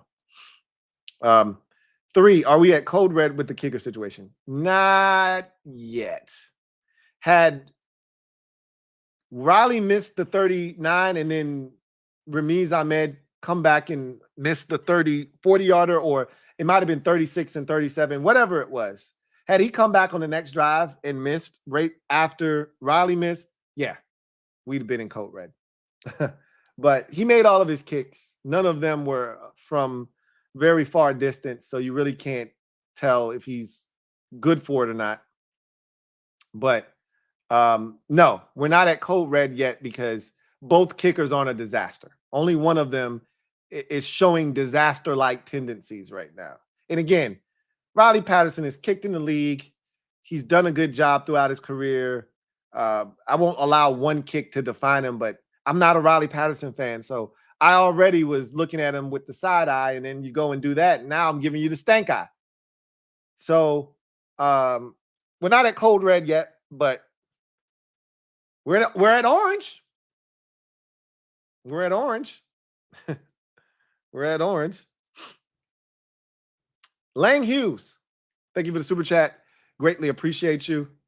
Lang Hughes writes, feel like Coleman will practice Monday and get reps versus Pats. If he's healthy enough to go against New England, I think they throw him out there. I think they throw him out there because he needs the reps. Here's the thing. If you're not putting Jaden out there, I'm not putting the rest of the offensive line out there. You're still not getting the reps next to Nick Allegretti, and the entire line still isn't getting reps with one another in a game setting. Even if you put him out there at left tackle, let him do his thing individually with the rest of the dudes being backups in that final game.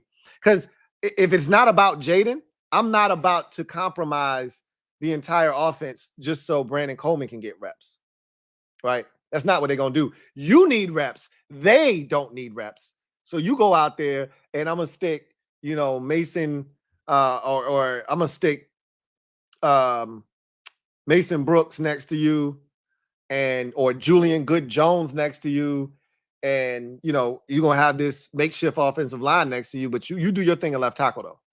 Right. And even then I think he would dominate because the Patriots aren't throwing anybody worth noting out there more likely than not in the third preseason game. This is why these first two were so big, because you were getting joint practices. You were going to see him against starters. You were going to have that film. Now you don't. So even if you put him in the game and he's playing against somebody's B- team, C+ team, I expect him to dominate those dudes because he's dominating those type of rushers. Maybe our guys are B+ guys, right? But he's dominating Cleveland Farrell, Dorrance Armstrong, and Dante Fowler Jr. in practice. If he's dominating those dudes, I expect him to do the same thing to somebody's third string edge rusher, right? So you still wouldn't be able to glean much from that. I needed to see it against A-level talent so I could go, okay, this is legit. Now he's for real. And we still probably won't get that. So Christopher McLaughlin, my guy, Chris, thank you for your generosity as always. Truly do appreciate you gifting 5 memberships. Stand up. Shout out to all 5 of the newest members, courtesy of our guy, Chris McLaughlin. Thank you so much for the generosity and your support. And shout out to all the new members, courtesy of Chris. All About Moody. Thank you for the super chat. Greatly appreciate you. All About Moody writes, Jahan is a good red zone wide receiver, but he's invisible from our 20-yard line to the opposing 20-yard line. Jahan needs to step it up in that area. And I won't call him invisible. But you're right. He's been exceptional You think about some of the best games from Jahan Dotson. His very first game in the NFL, you could argue, is the best game he's turned in. That and the Giants game, the second Giants game in his rookie season. But you think about where he does most of his damage. His rookie season, he had 7 touchdown grabs, and he missed 5 or 6 games. So clearly in the red zone, he had a touchdown against Detroit in the red zone. He had a touchdown against Jacksonville in the red zone. He had a touchdown against Dallas in the red zone. He had a touchdown against the Giants in that second game in the red zone. So clearly the red zone is where he thrives. You think about last year, red zone touchdown against the Eagles. That was the first Eagles game. Excuse me, the second Eagles game. And then he had the red zone touchdown in the first Eagles game, the very last play of regulation where we should have gone for 2. Like you said, he's really good in the red zone. He has to step up. And I think he just doesn't get enough opportunities. And I put that on the staff. Right? Getting him the football, putting him in motion, bunches and stacks. I've talked about this already. My biggest complaint of Jahan Dotson throughout the draft process, before we even drafted him, I talked about this. You go back and watch my draft prospects one-on-one breakdown on Jahan Dotson, and I told you I watched him against Michigan, and they bullied him at the line of scrimmage. They bullied him. They treated him like a bitch. They pushed him around. They hemmed him up. They made him uncomfortable. I said, either he's going to have to get stronger or you're going to have to understand how to utilize him. You're going to have to put him in motion. You're going to have to put him in stacks and bunches so that guys can't get their hands on him and he gets free releases. They didn't do that last year. And he got beat up last year. I think this staff understands that they're going to have to do that with him. If they don't, then they'll be making a grave mistake. If you want the most out of Jahan, he needs a free release off the line of scrimmage. Them damn twins. Thank you for the super chat. Greatly appreciate you. Them damn twins writes, just dropping a line to say, what's up, Lou? Keep doing your thing, brother. Big season ahead. Hashtag we ready. Really appreciate the love. Thank you for blessing the program, and thank you for the support. Really appreciate you. Them damn twins. Big shout out. Filthy Rich 007.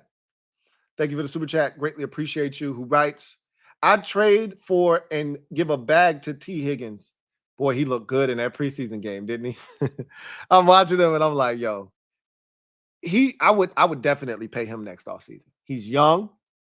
He gives us something that we haven't had in a very long time, which is height. He can go get the 50-50 ball. He's tough in traffic.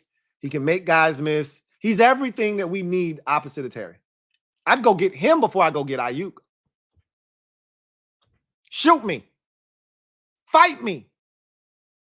Everybody talking about Ayuk this, Ayuk. Give me T. Higgins. I pay money for that.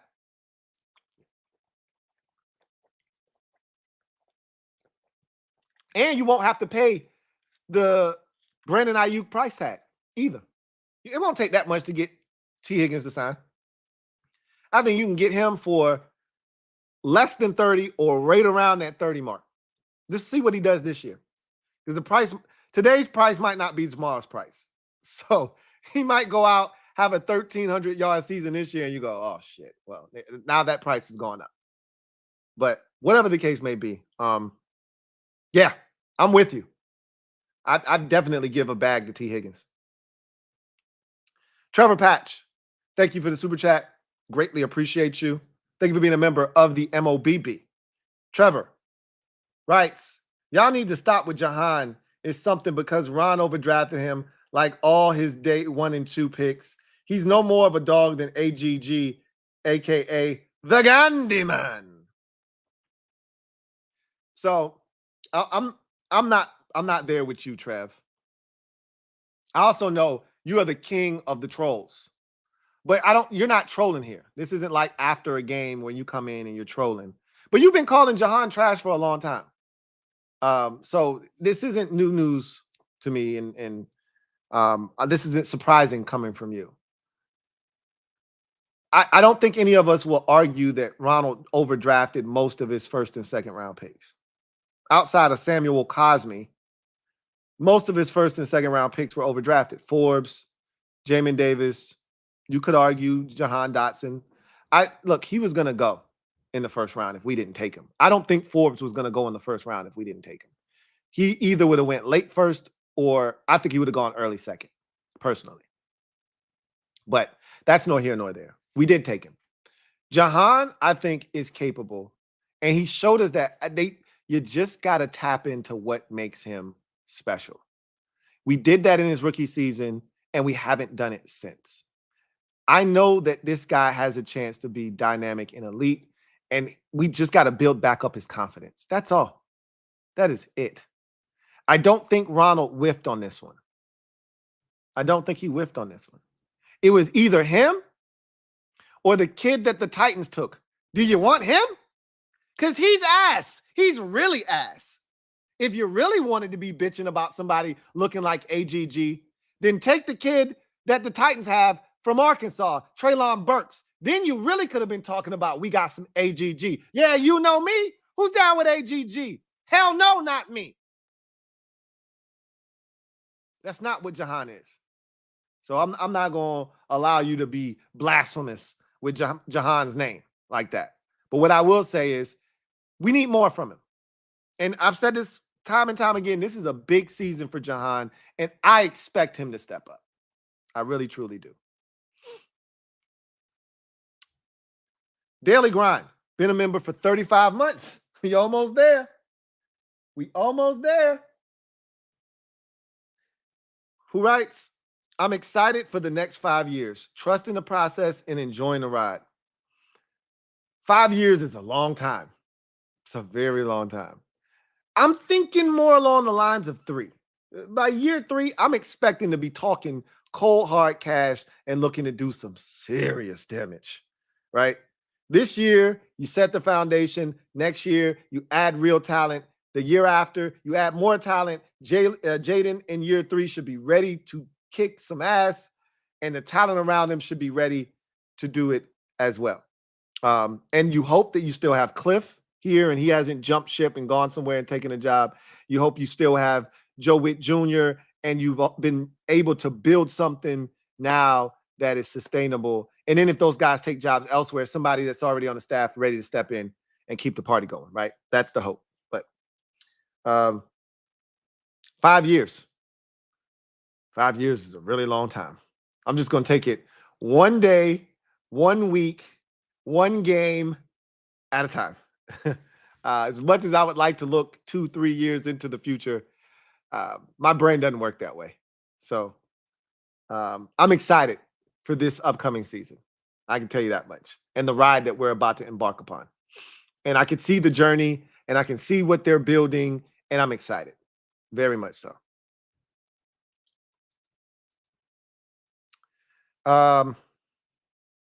David Brown, thank you for the super chat.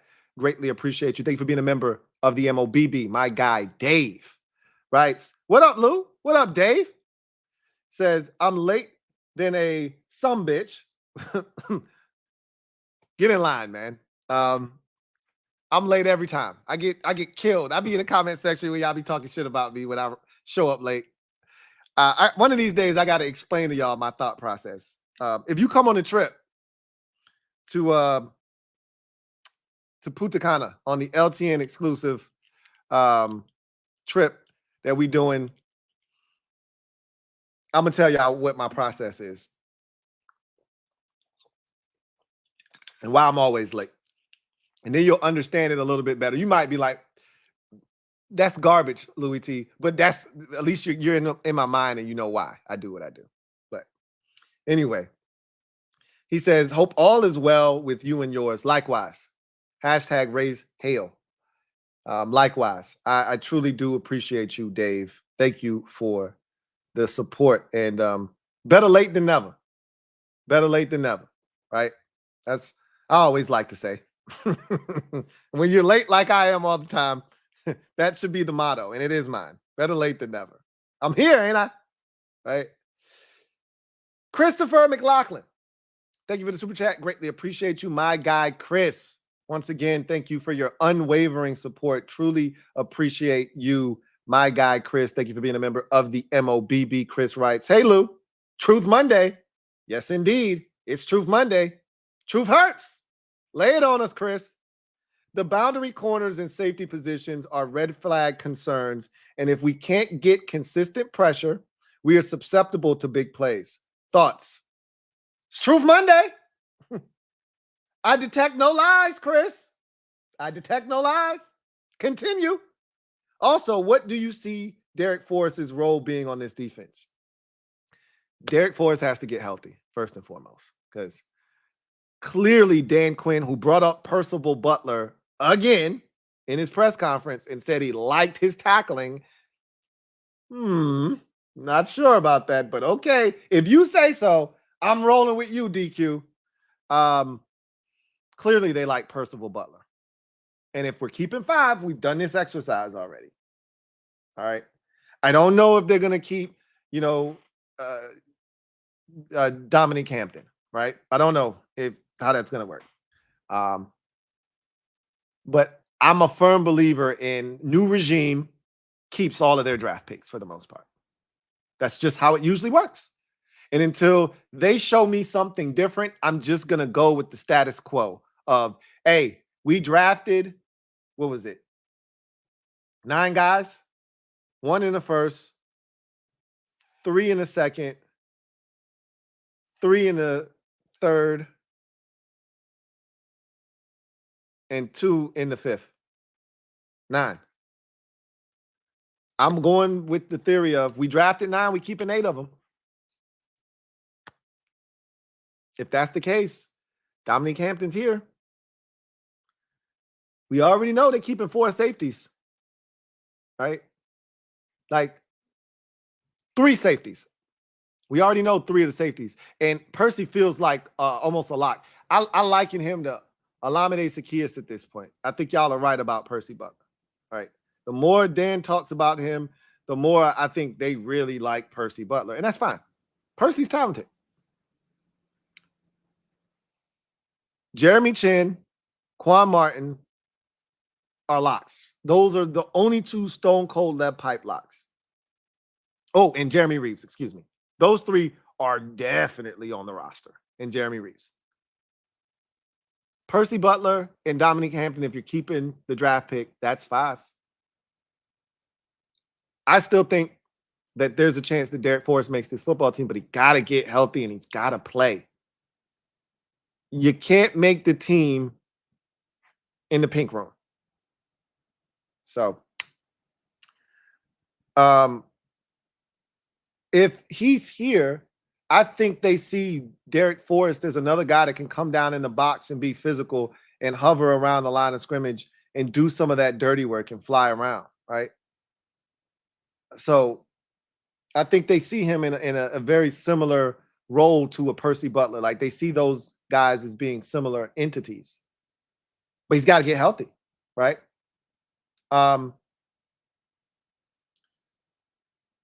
Boundary corners and safety positions. I don't know if the safety position is as much of a red flag. I still like the safeties on this roster. I just think you're right about getting pressure. If we don't get to the quarterback, and it doesn't have to be a blitz, because if you're blitzing, you're putting even more pressure on the secondary that you don't trust already, right? You can blitz more if you trust your corners to hold up.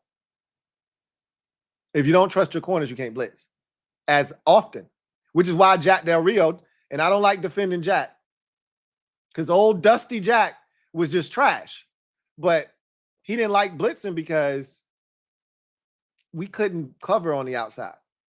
And if you blitz and you don't get there in enough time, especially if you're sending them from the moon,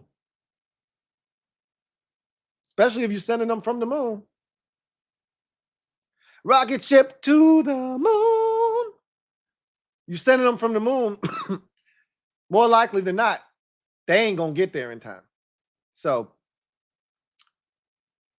the boundary corners are a concern. I'm still banging the table for old Michael Davis, but we'll see what happens. We'll see what happens. Speak your truth, Chris. Speak your truth. Don Everhart, thank you for being a member of the MOBB, and thank you for your generosity, blessing 10 new members. 10. Stand up. All of you are the newest members of the MOBB, courtesy of Don Everhart. Shout out to Don and your generosity and your support. Thank you so much. And thank you and shout out and welcome to those new members. And make sure you thank Don and Chris for all of those new memberships. Shout out to Don for the 10 new memberships. Don Everhart, thank you for the super chat. Greatly appreciate you. Shout out to Don, newest member of the MOBB. All right. 10 new members representing, and also thank you for your generosity and the blessing on the $50 super chat. Really appreciate you. Who writes, hey Lou, my first super chat, and it's a doozy. Really appreciate you, Don. He writes, is Stephon Gilmore a possibility for us? I said this earlier in the show, and I'm pretty sure you super chatted this before I said it, but I'll say it again. He's making a tour around the league, and at some point, somebody's going to sign him.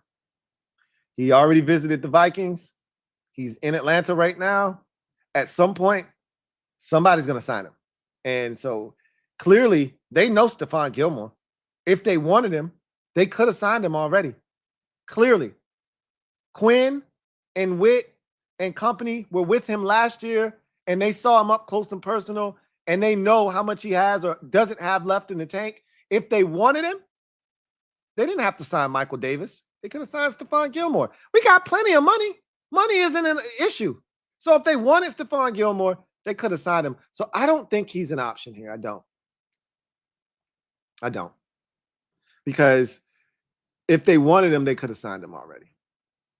I think they saw him up close and personal last year, and they said, he can still play, but just not for us. And that's okay. That's okay. I think he's probably better than most of the corners on our roster right now. But he can't run like he used to. And, you know, I've said this many a times, the cornerback position is no country for old men. It's a young man's game. You want some old beef? That's fine. Nothing like a tough cut of beef, right? Old defensive linemen like Calais Campbell, that's cool. Old offensive lineman is 38, 39 years old. That's cool, right? You can get away with that. But the running back position is no country for old men, and the cornerback position is no country for old men. So I think they gonna go in a different direction, personally. Swaggy P, thank you for the super chat. Greatly appreciate you. Thank you for being a member of the MOBB. My guy, Swaggy P, writes, I think I saw somewhere that Mevis was released by the Panthers today. I don't know how true that is.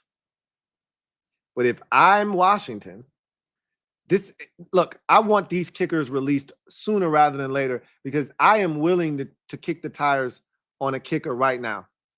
Mevis has a monster leg. We know this from college.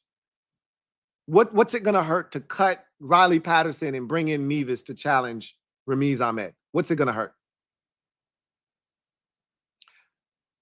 You could say on one end, Patterson's got NFL experience. We trust him more than any of these guys. We cut him, somebody else is going to pick him up. Touche. But what if Mevis turns out to be the next fill in the blank, right? What if he turns out to be the next Harrison Butker? What if he turns out to be the next Daniel Carlson?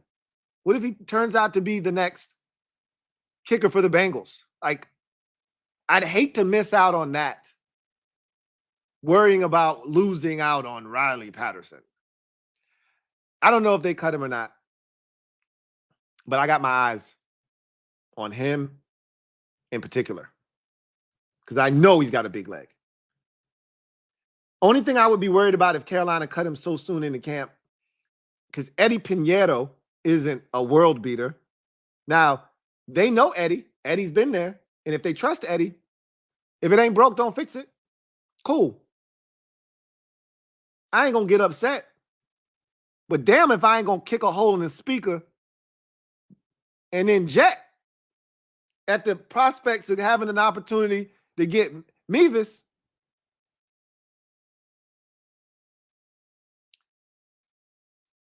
We'll see. I'm gonna check on that. I'm gonna fact check that and see if he's been released. But I don't think they're gonna do anything. I got an eerie suspicion that they're gonna ride this thing on out at kicker, and they're not as concerned as we are. That's how I don't think they're as concerned as we are. God damn it, I'm concerned. Okay, I'm concerned. I don't think they're sweating right now. I don't think they're sweating right now. I think they actually like Ramiz Ahmed. And as long as he continues to make kicks, they're going to roll with him. He made all of his kicks into the landing zone. That's important too. I think that's going to be easy for him because he doesn't have a big leg. I'm going to keep repeating that. It's easy to kick it in the landing zone when your leg ain't shit. But he could prove me wrong. He could have a 54-yarder in preseason and bang it home with 3 yards to spare. And I'll shut up after that. But I don't see that happening. I don't see it happening. And if he does kick it that far, he going to miss that bitch, left or right. But we'll see what happens. T-Roy, thank you for the super chat. Greatly appreciate you. Thank you for being a member of the MOBB. My guy T-Roy writes, hey, Lou. What's up, T-Roy? Can't lie. Jaden Daniels has got me curious. Also, the undrafted safety might make the 53. I'm trying to hang in on Forbes. Hot take, Revo may not make the final 53. Hail to the HTTR, HTTFT, HTTC. He went through and ran the entire gamut. That is a very spicy. That's a hot, flaming hot like Cheetos take, right? Zoinks! That's spicy, bro. Revo getting cut? I can't see it happening. I can't see it happening. As good as Tyler Owens has been, you're going to have to trim off fat from somewhere else. Revo is a proven commodity as a special teams fiend. We ain't talking about a special teams. He's past fiend level. He's a special teams demon. You don't cut former All-Pro, Pro Bowl special team demons. You can cut a special teams fiend. They've done that with Cam Sims before. Matter of fact, I don't think they cut him. They just didn't re-sign him, right? He was a special teams fiend. You can't cut a demon on special teams. And he's a captain. He's everything. No. That's a very hot take. I need some water off of that one. Now, if it comes to fruition, we're going to come back to this super chat and I'm going to give you some love. And I'm not going to kill you if they don't. That's what hot takes are all about. But that one ain't coming to fruition. I can't see that happening. But they might have to make some space for Tyler Owens. They may have to do that. In fact, so we'll see what happens. Darnell Kelly, been a member for 35 months. Getting close. Getting close.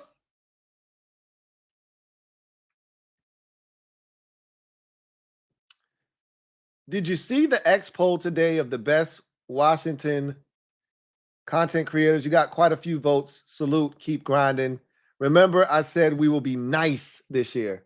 I saw the post, and it was a lot of reposting this, that, and the third. And it's funny you said I got a lot of votes because I didn't see on my timeline. I didn't see a lot of love, but I wasn't tripping about that. My love is right here when I go live and you guys show up, right? That's when I feel the love. So if people voted for me, great. That's awesome. But this is where the love is, right here. When I put out content and you support, that's how y'all show me love, right? And you've been consistent saying that we're going to be good this year. You've been consistent. I don't agree with that assessment, but I hope you're right. I want you to be right. I just don't think you're right. That's all. But I want you to be right. I want you to be right. JLG, thank you for the super chat. Greatly appreciate you. Thank you for being a member of the MOBB. JLG writes, truth, number 67. I like it. That one play where Nick Allegretti got beat in pass pro has my antennas up.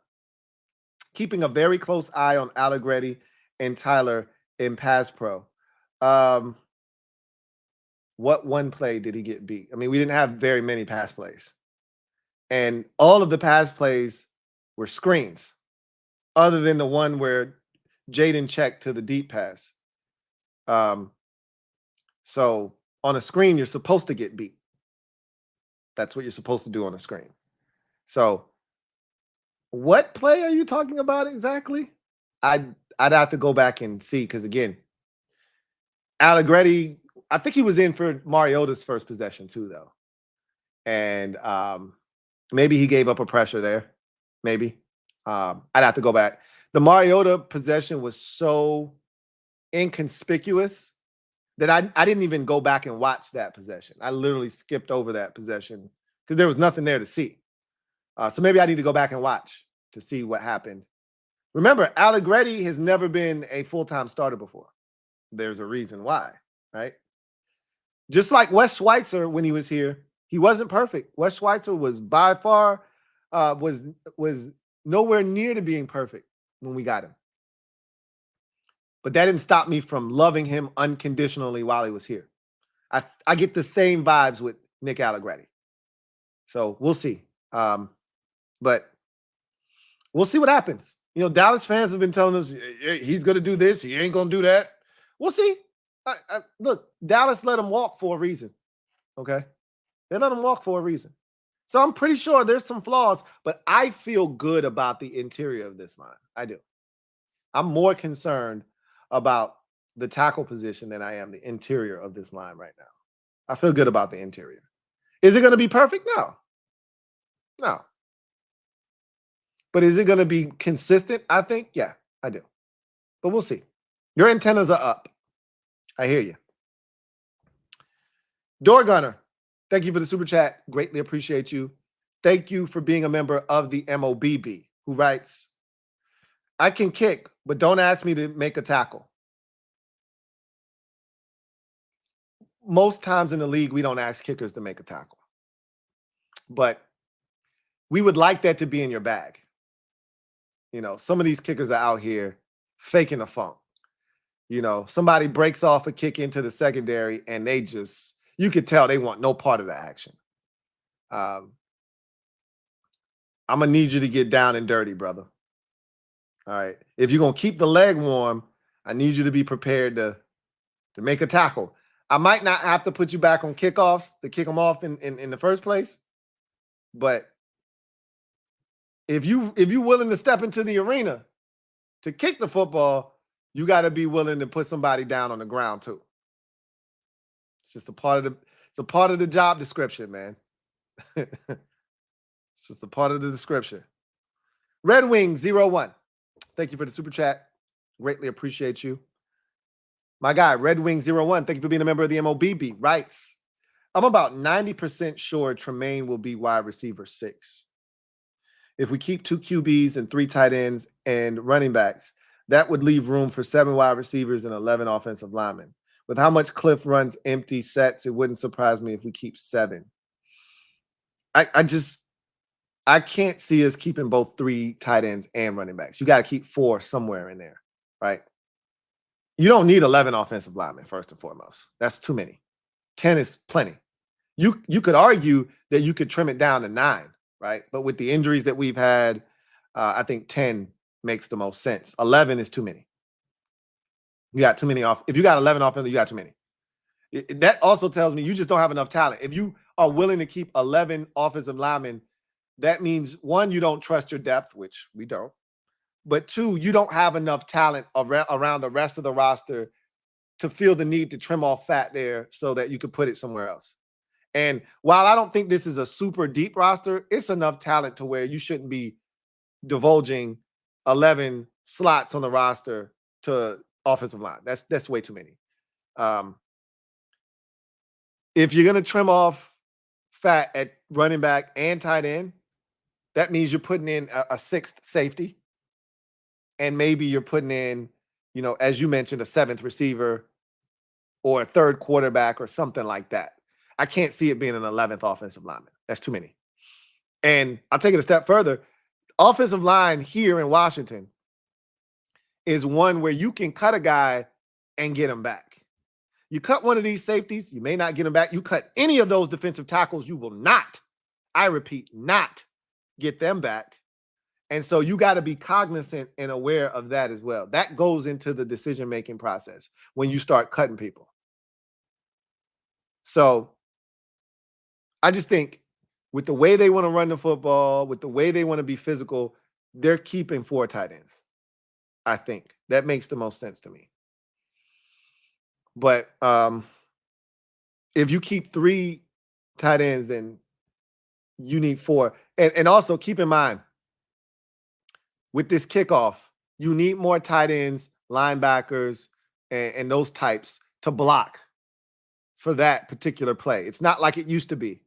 You need more tight ends now than less tight ends. So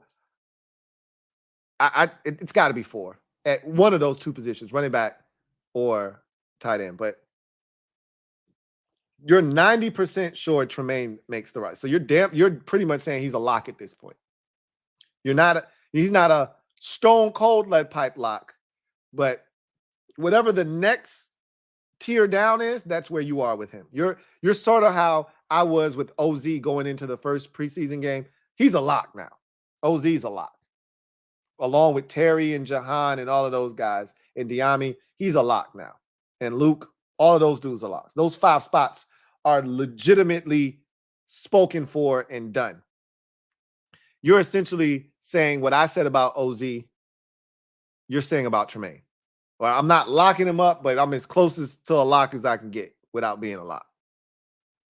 Interesting.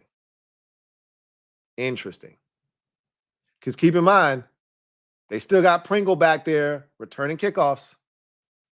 2 dudes that right now you don't have on your roster, they got returning kickoffs. That's not to say that they can't, week 1, put Austin Eckler back there and keep the party going, despite him not returning a single kickoff in the preseason. I just find it hard to believe that you got an opportunity to get reps in live game action returning kickoffs, and you're not going to put one of the guys back there because you don't need both of them. Jamon Davis is back there too, but he's the lead blocker on a lot of these. Pringle's receiving it and running it. I find it hard to believe that neither one of the dudes back deep are going to be on this roster to field kickoffs. Again, I could see them putting Mike Sainristil, or I think they really would like a running back there, Austin Eckler, or Michael Wiley, if he can, field the kickoff. But why not try that in the preseason? If you're thinking about doing that, why not see if he can do it in an actual game? Practice is not the game, right? That's the only reason why I go, I don't know if Tremaine's 6. I know he's a core special teamer, though. So there's that. David Brown, thank you for the super chat. Greatly appreciate you. Double up. Thank you for doubling up. My guy Dave writes, Lou, I'll go on the trip if you take a shot of Grand Marnier for every loss we take this year. Oh, I'll do that for sure. I got some Grand Marnier in the cabinet right now. Take a shot of Grand Marnier every game we lose, and I expect to lose 9 to 10 games this year. I had a shot right here on the table. I had a shot right here on the table. Show you the bottle, pour it in the glass, and take the shot. We have a deal. Deal? We have a deal.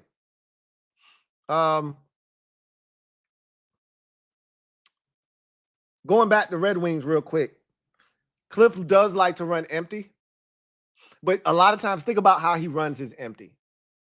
It's usually with 1 or 2 running backs on the field or a running back and a tight end. So it's still 11 personnel, right?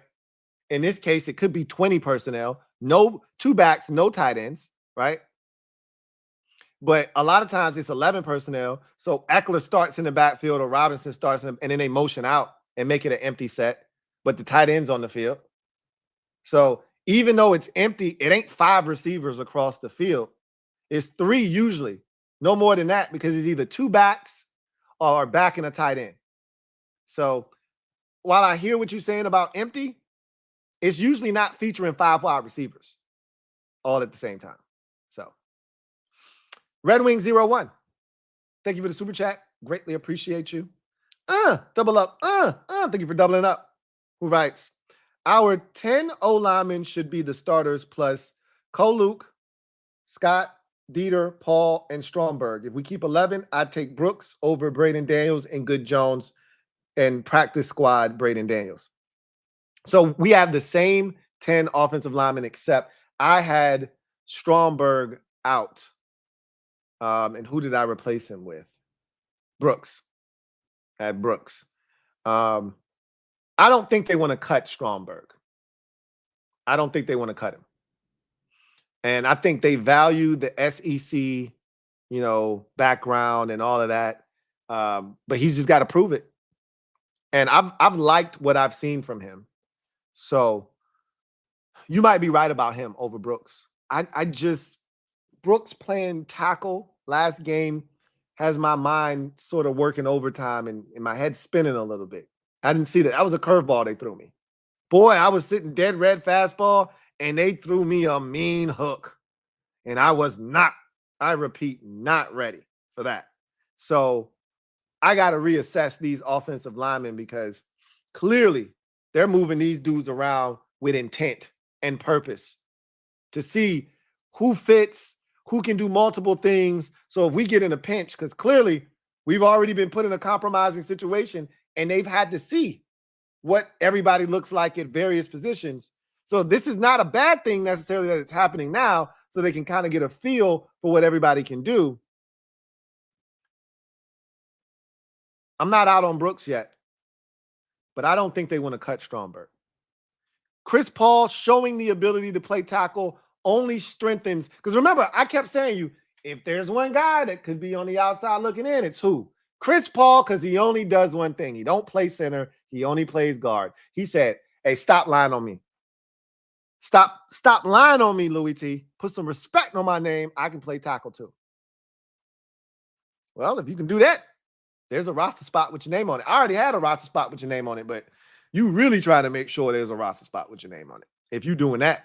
So I think we're kind of pretty much in lockstep, minus Stromberg. I got Brooks, but it could go either way. I think we're kind of all in line with what the offensive line kind of looks like. I feel really good about the offensive line in terms of the names of the guys that are going to make this team. I think it's 10. And I think it's the same 10 you said with Brooks being in for Stromberg, but it could easily be Stromberg over Brooks. And I wouldn't flinch.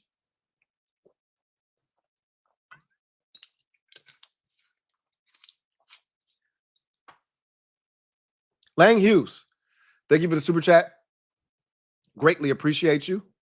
Lang Hughes, double up, thank you for doubling up. Who writes, is the Miami Edge group that much better than ours? I feel like between our guys and whatever the Pats throw out, I think BC will get quality work. Yes. Now here's the thing: the Dolphins have a lot of guys coming off of major injury. So, for instance, the big tall kid they took out of the University of Miami, Jalen something. He just got activated today off of the PUP list. So he's available for practice now. And there's a hope, similar to what I said about Mike Williams, was activated literally 2 days before we went to the joint practice against the Jets. Hopefully he's able to go, even if it's only in individual drills and we only get to see him in one-on-one setting and they get to see what he does. They got Bradley Chubb, just so you're aware. They took an edge rusher, the edge rusher, I want to say out of, did they take the edge rusher out of Florida State in the first round? They took one of them edge rushers that was sitting there that they couldn't believe was still there in the first round. I'm almost certain that it was the edge rusher out of Florida State. So you got him. You got the kid from the U that's coming off of the injury. Bradley Chubb isn't back yet from injury, but he's one of their edge rushers. And I think I might be missing somebody they might have signed in free agency or something like that. So they got some quality edge rushers, but the joint practice this week isn't about the offensive line. That was last week against the Jets.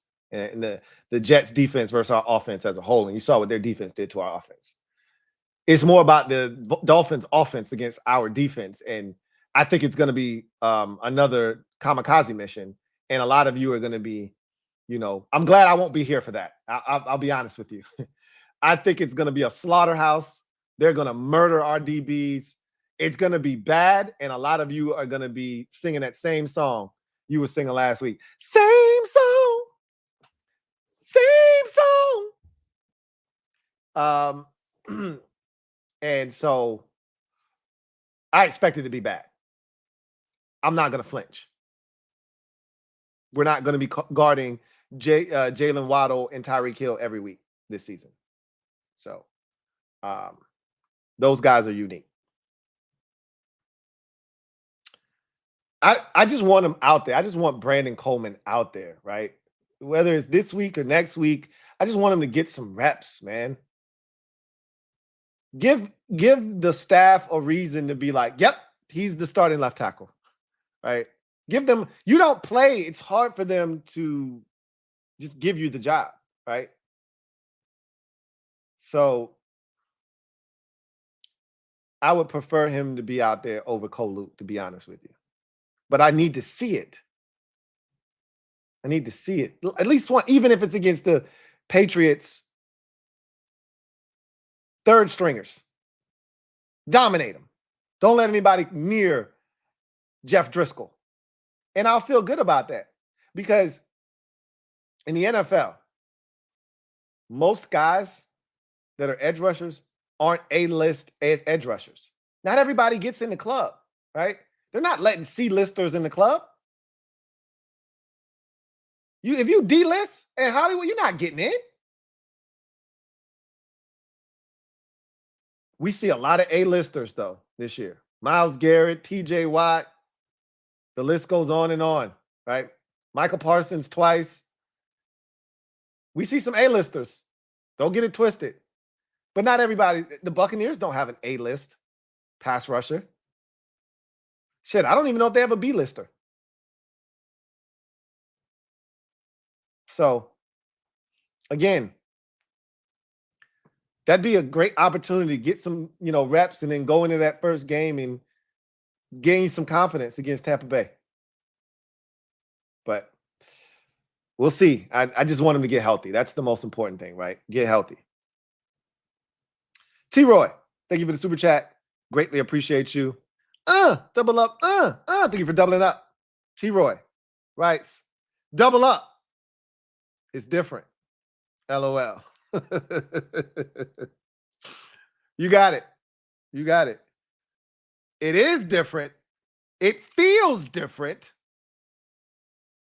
because it is different. T-Roy, you know what it is. You know what it is. Let's see. Where were we? Burger the Butcher. Thank you for the super chat. Greatly appreciate you. Burger the Butcher writes, thank you for being a member of the MOBB. Burger the Butcher writes, has an outside corner Forbes way ever been successful? Has an outside corner Forbes weight ever been successful? Yeah. There have been corners who've been very thin that have had success. I'm trying to think of. No, let me take that back. There have been guys his size, but not like 6 feet tall. They probably were like 5'8", 5'9", skinny, played in the slot. Like, how big do you think Darrell Green was during his playing career? Darrell Green wasn't 200 pounds. Let me check Darrell Green's weight. I'm actually curious to see what his listed playing weight was. Only one way to find out. See if we can find out. Darrell Green's weight.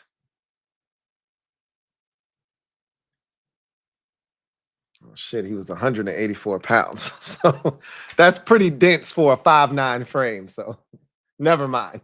That's not a good example. I always think of guys like Dominique Rodgers-Cromartie was pretty thin. Watch me look him up. But see, he was like 6'3". And Dominique Rodgers-Cromartie is the one that I come to think of. His cousin, Cromartie, that played for the Jets. I don't know why I can't think of his name. Antonio Cromartie. He was 6'4" and he was thin, but he was like 200. He was still like 205 pounds or some shit. He just was 6'4", so he looked really, thin, but he was still bigger, right? Let's see. Dominique Rodgers Cromartie.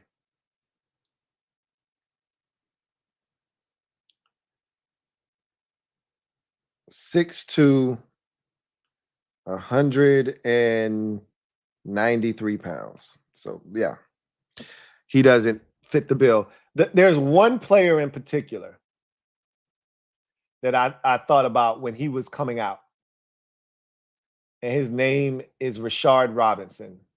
He was drafted by the 49ers, and their weight and height and everything very comparable. And he was super talented, and he didn't work in the league either for various reasons. Now, he was a knucklehead too, but I don't think that had anything to do with why he didn't work. I think it's less about your size, because I think you can be skinny and play in this league.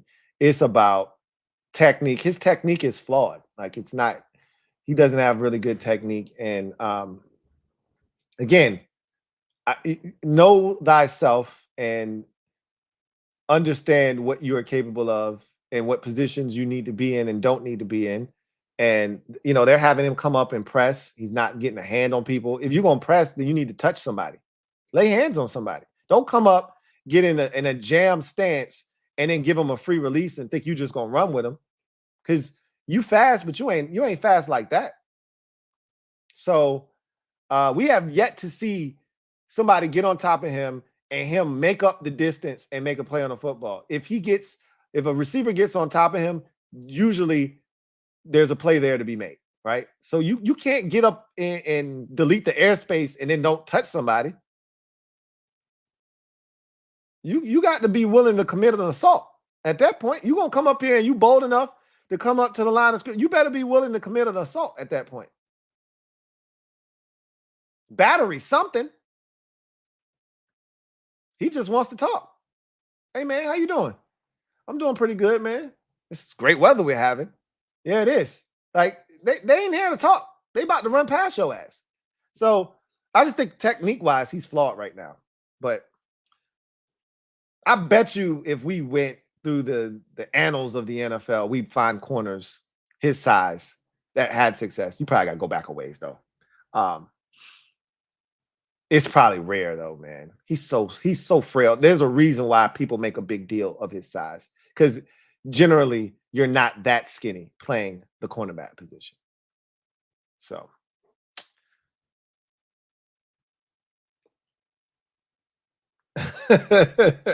David Brown, thank you for the super chat.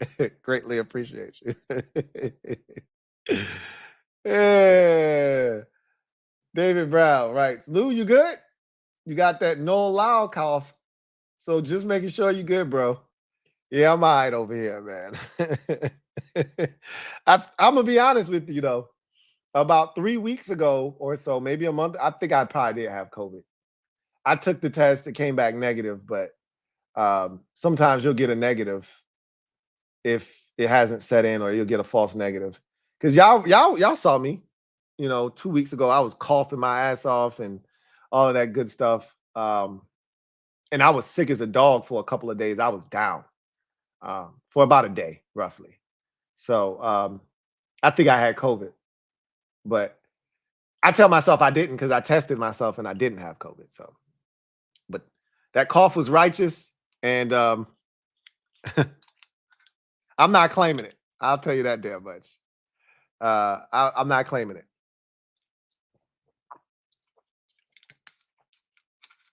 Somebody said Fred Smoot. Yeah, that's a good one. There you go. Fred Smoot was pretty damn thin and right around the same height, probably 5'11", 6-footish, somewhere in that neighborhood. Was Fred Smoot 5'10", 5'11", 6 feet. So yeah, that's a good one. I'm told you, if we go through the annals of NFL history, I'm pretty sure you would find corners that size that had success. There's just not a lot of them. But yeah, he's not the only guy that came into the league extremely thin, right?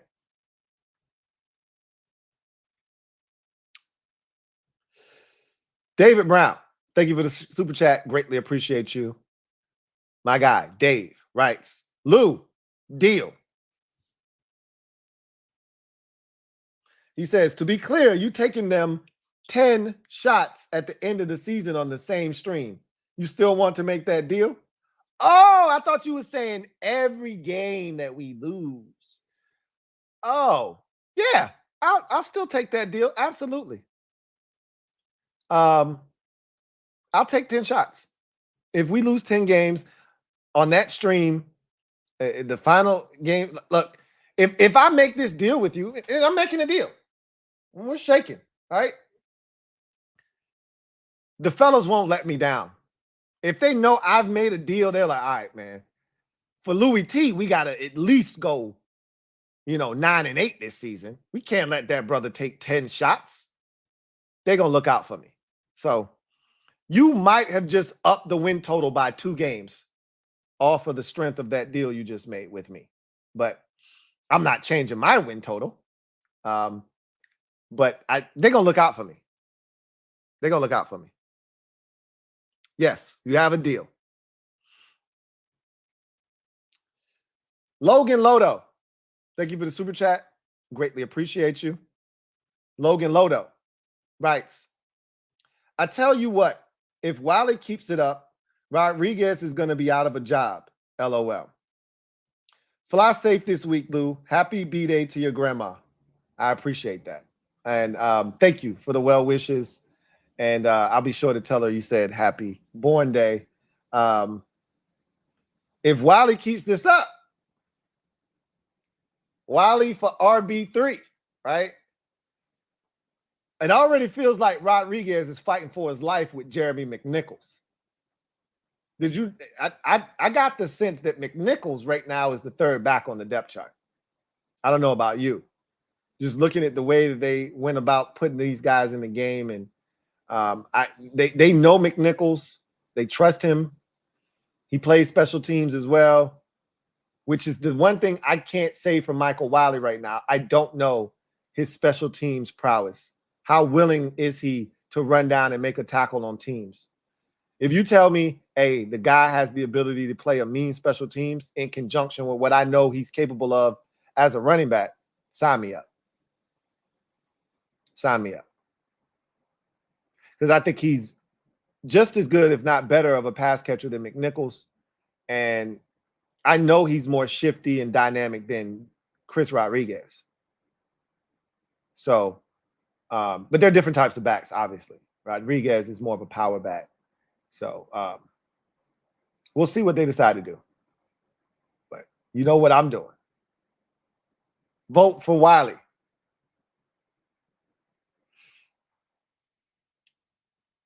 Swaggy P, thank you for the super chat. Greatly appreciate you. Double up. Thank you for doubling up. Swaggy P, who writes, Lou about to end up like Law after those 10 shots. Hey, don't put that on me. All right. First of all, I'm the man of steel, okay? I ain't gonna fall out, right? I got pride over here.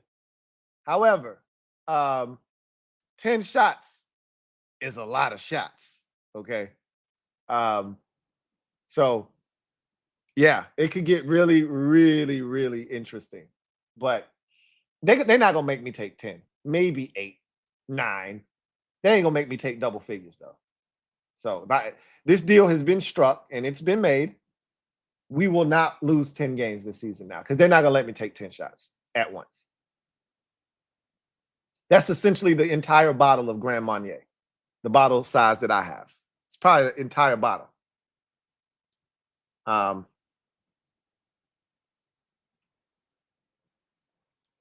Logan Lodo, thank you for the super chat. Greatly appreciate you. Double up. Y'all trying to have me slumped. He says, I forgot about Nick Nichols. He's like, this is a good problem to have. Yep.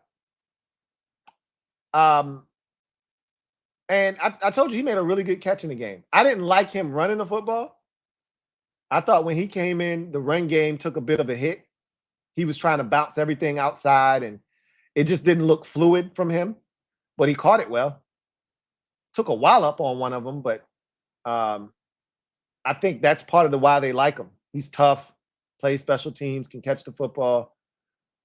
They know what they're getting. So we'll see what happens. Video Hero, thank you for the super chat. Greatly appreciate you. Video Hero, thank you for the super chat. I see y'all talking. I hear your jokes in the comment section.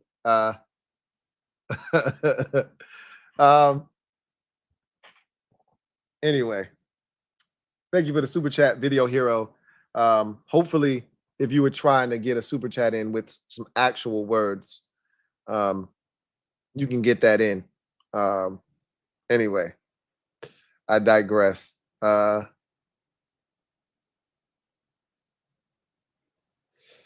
So that is the final super chat. I thank each and every single one of you. We were consistently over 500 viewers tonight, so that was awesome. This was a great show. I enjoyed it thoroughly, and I look forward to the next show that we have. I'll probably, being that I'm not going to be here on Wednesday or Thursday, and Friday and Saturday and Sunday, I'll probably go live again Wednesday to preview the joint practice. And then I'm going to leave you guys a preview of the game, which will be out on Friday. Hopefully, I'll be in my hotel room on Thursday, have a chance to assess everything from a joint practice and give you a joint practice video. And then the preview for the game will upload on Friday, and it won't feel like I've been gone that long, right? But I'm going to be honest, Saturday and Sunday are definitely in question. Probably won't see me again until Monday at the earliest. But as soon as I get back, probably that Monday night that I get back, the first thing I'm going to do is hug my family, kids, wife, everybody, chit chat with the wife. And I'm probably going to jump on live with y'all and talk about the game from Saturday. I'll probably be dying to talk about what I saw by then. And it'll all be out by then, and you probably don't want to talk about the game anymore. Well, I do, okay? Because I haven't had a chance to do it yet. So hopefully you'll join me for that on Monday. David Brown, thank you for the super chat. Greatly appreciate you. Thank you for being a member of the MOBB once again. My guy Dave writes, damn, Lou, I feel bad. Don't feel bad. I signed up for this, not you. You just threw it out there. I could have said no. Word of advice. Do a 12-hour stream and take a shot every hour or so. LOL. Nah, I got it. I'll pace myself, right? I'll pace myself. But again, they're not gonna put, you know what would be really bad is if they say, hey, we tried, but I got a 5 and 12 for your ass. Ooh-wee. That'll be brutal. But they're not gonna do that to me. Like I said, they're not gonna do that to me.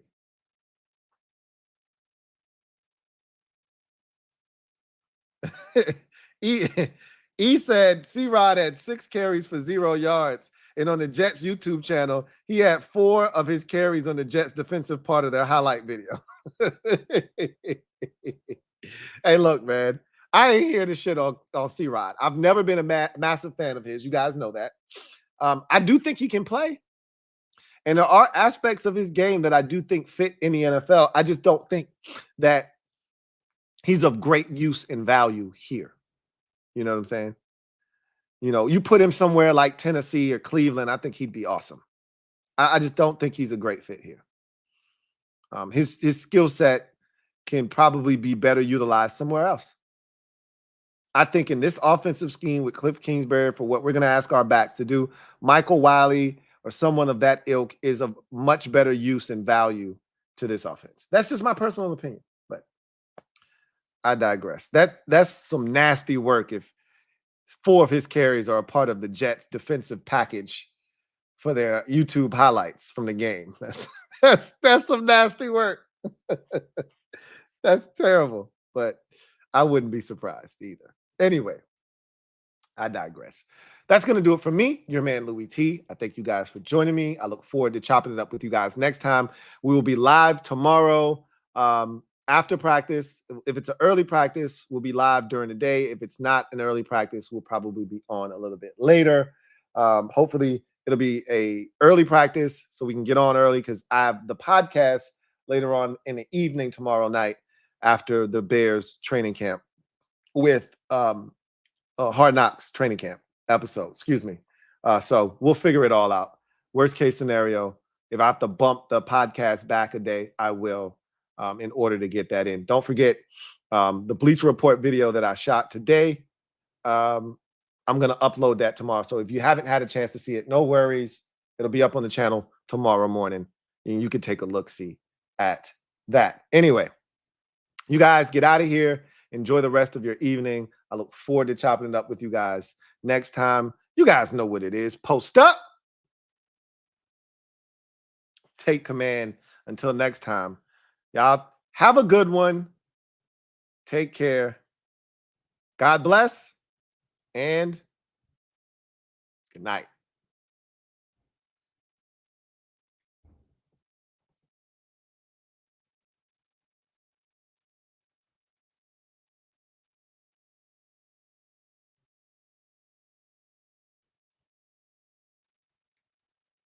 Hey, Eddie, I saw that, and it's crazy. I watch a lot of Dave Chappelle. Don't ask me why. I just do. I won't do that again, though. I promise. I'm scarred, by the way, off of that. But y'all get out of here.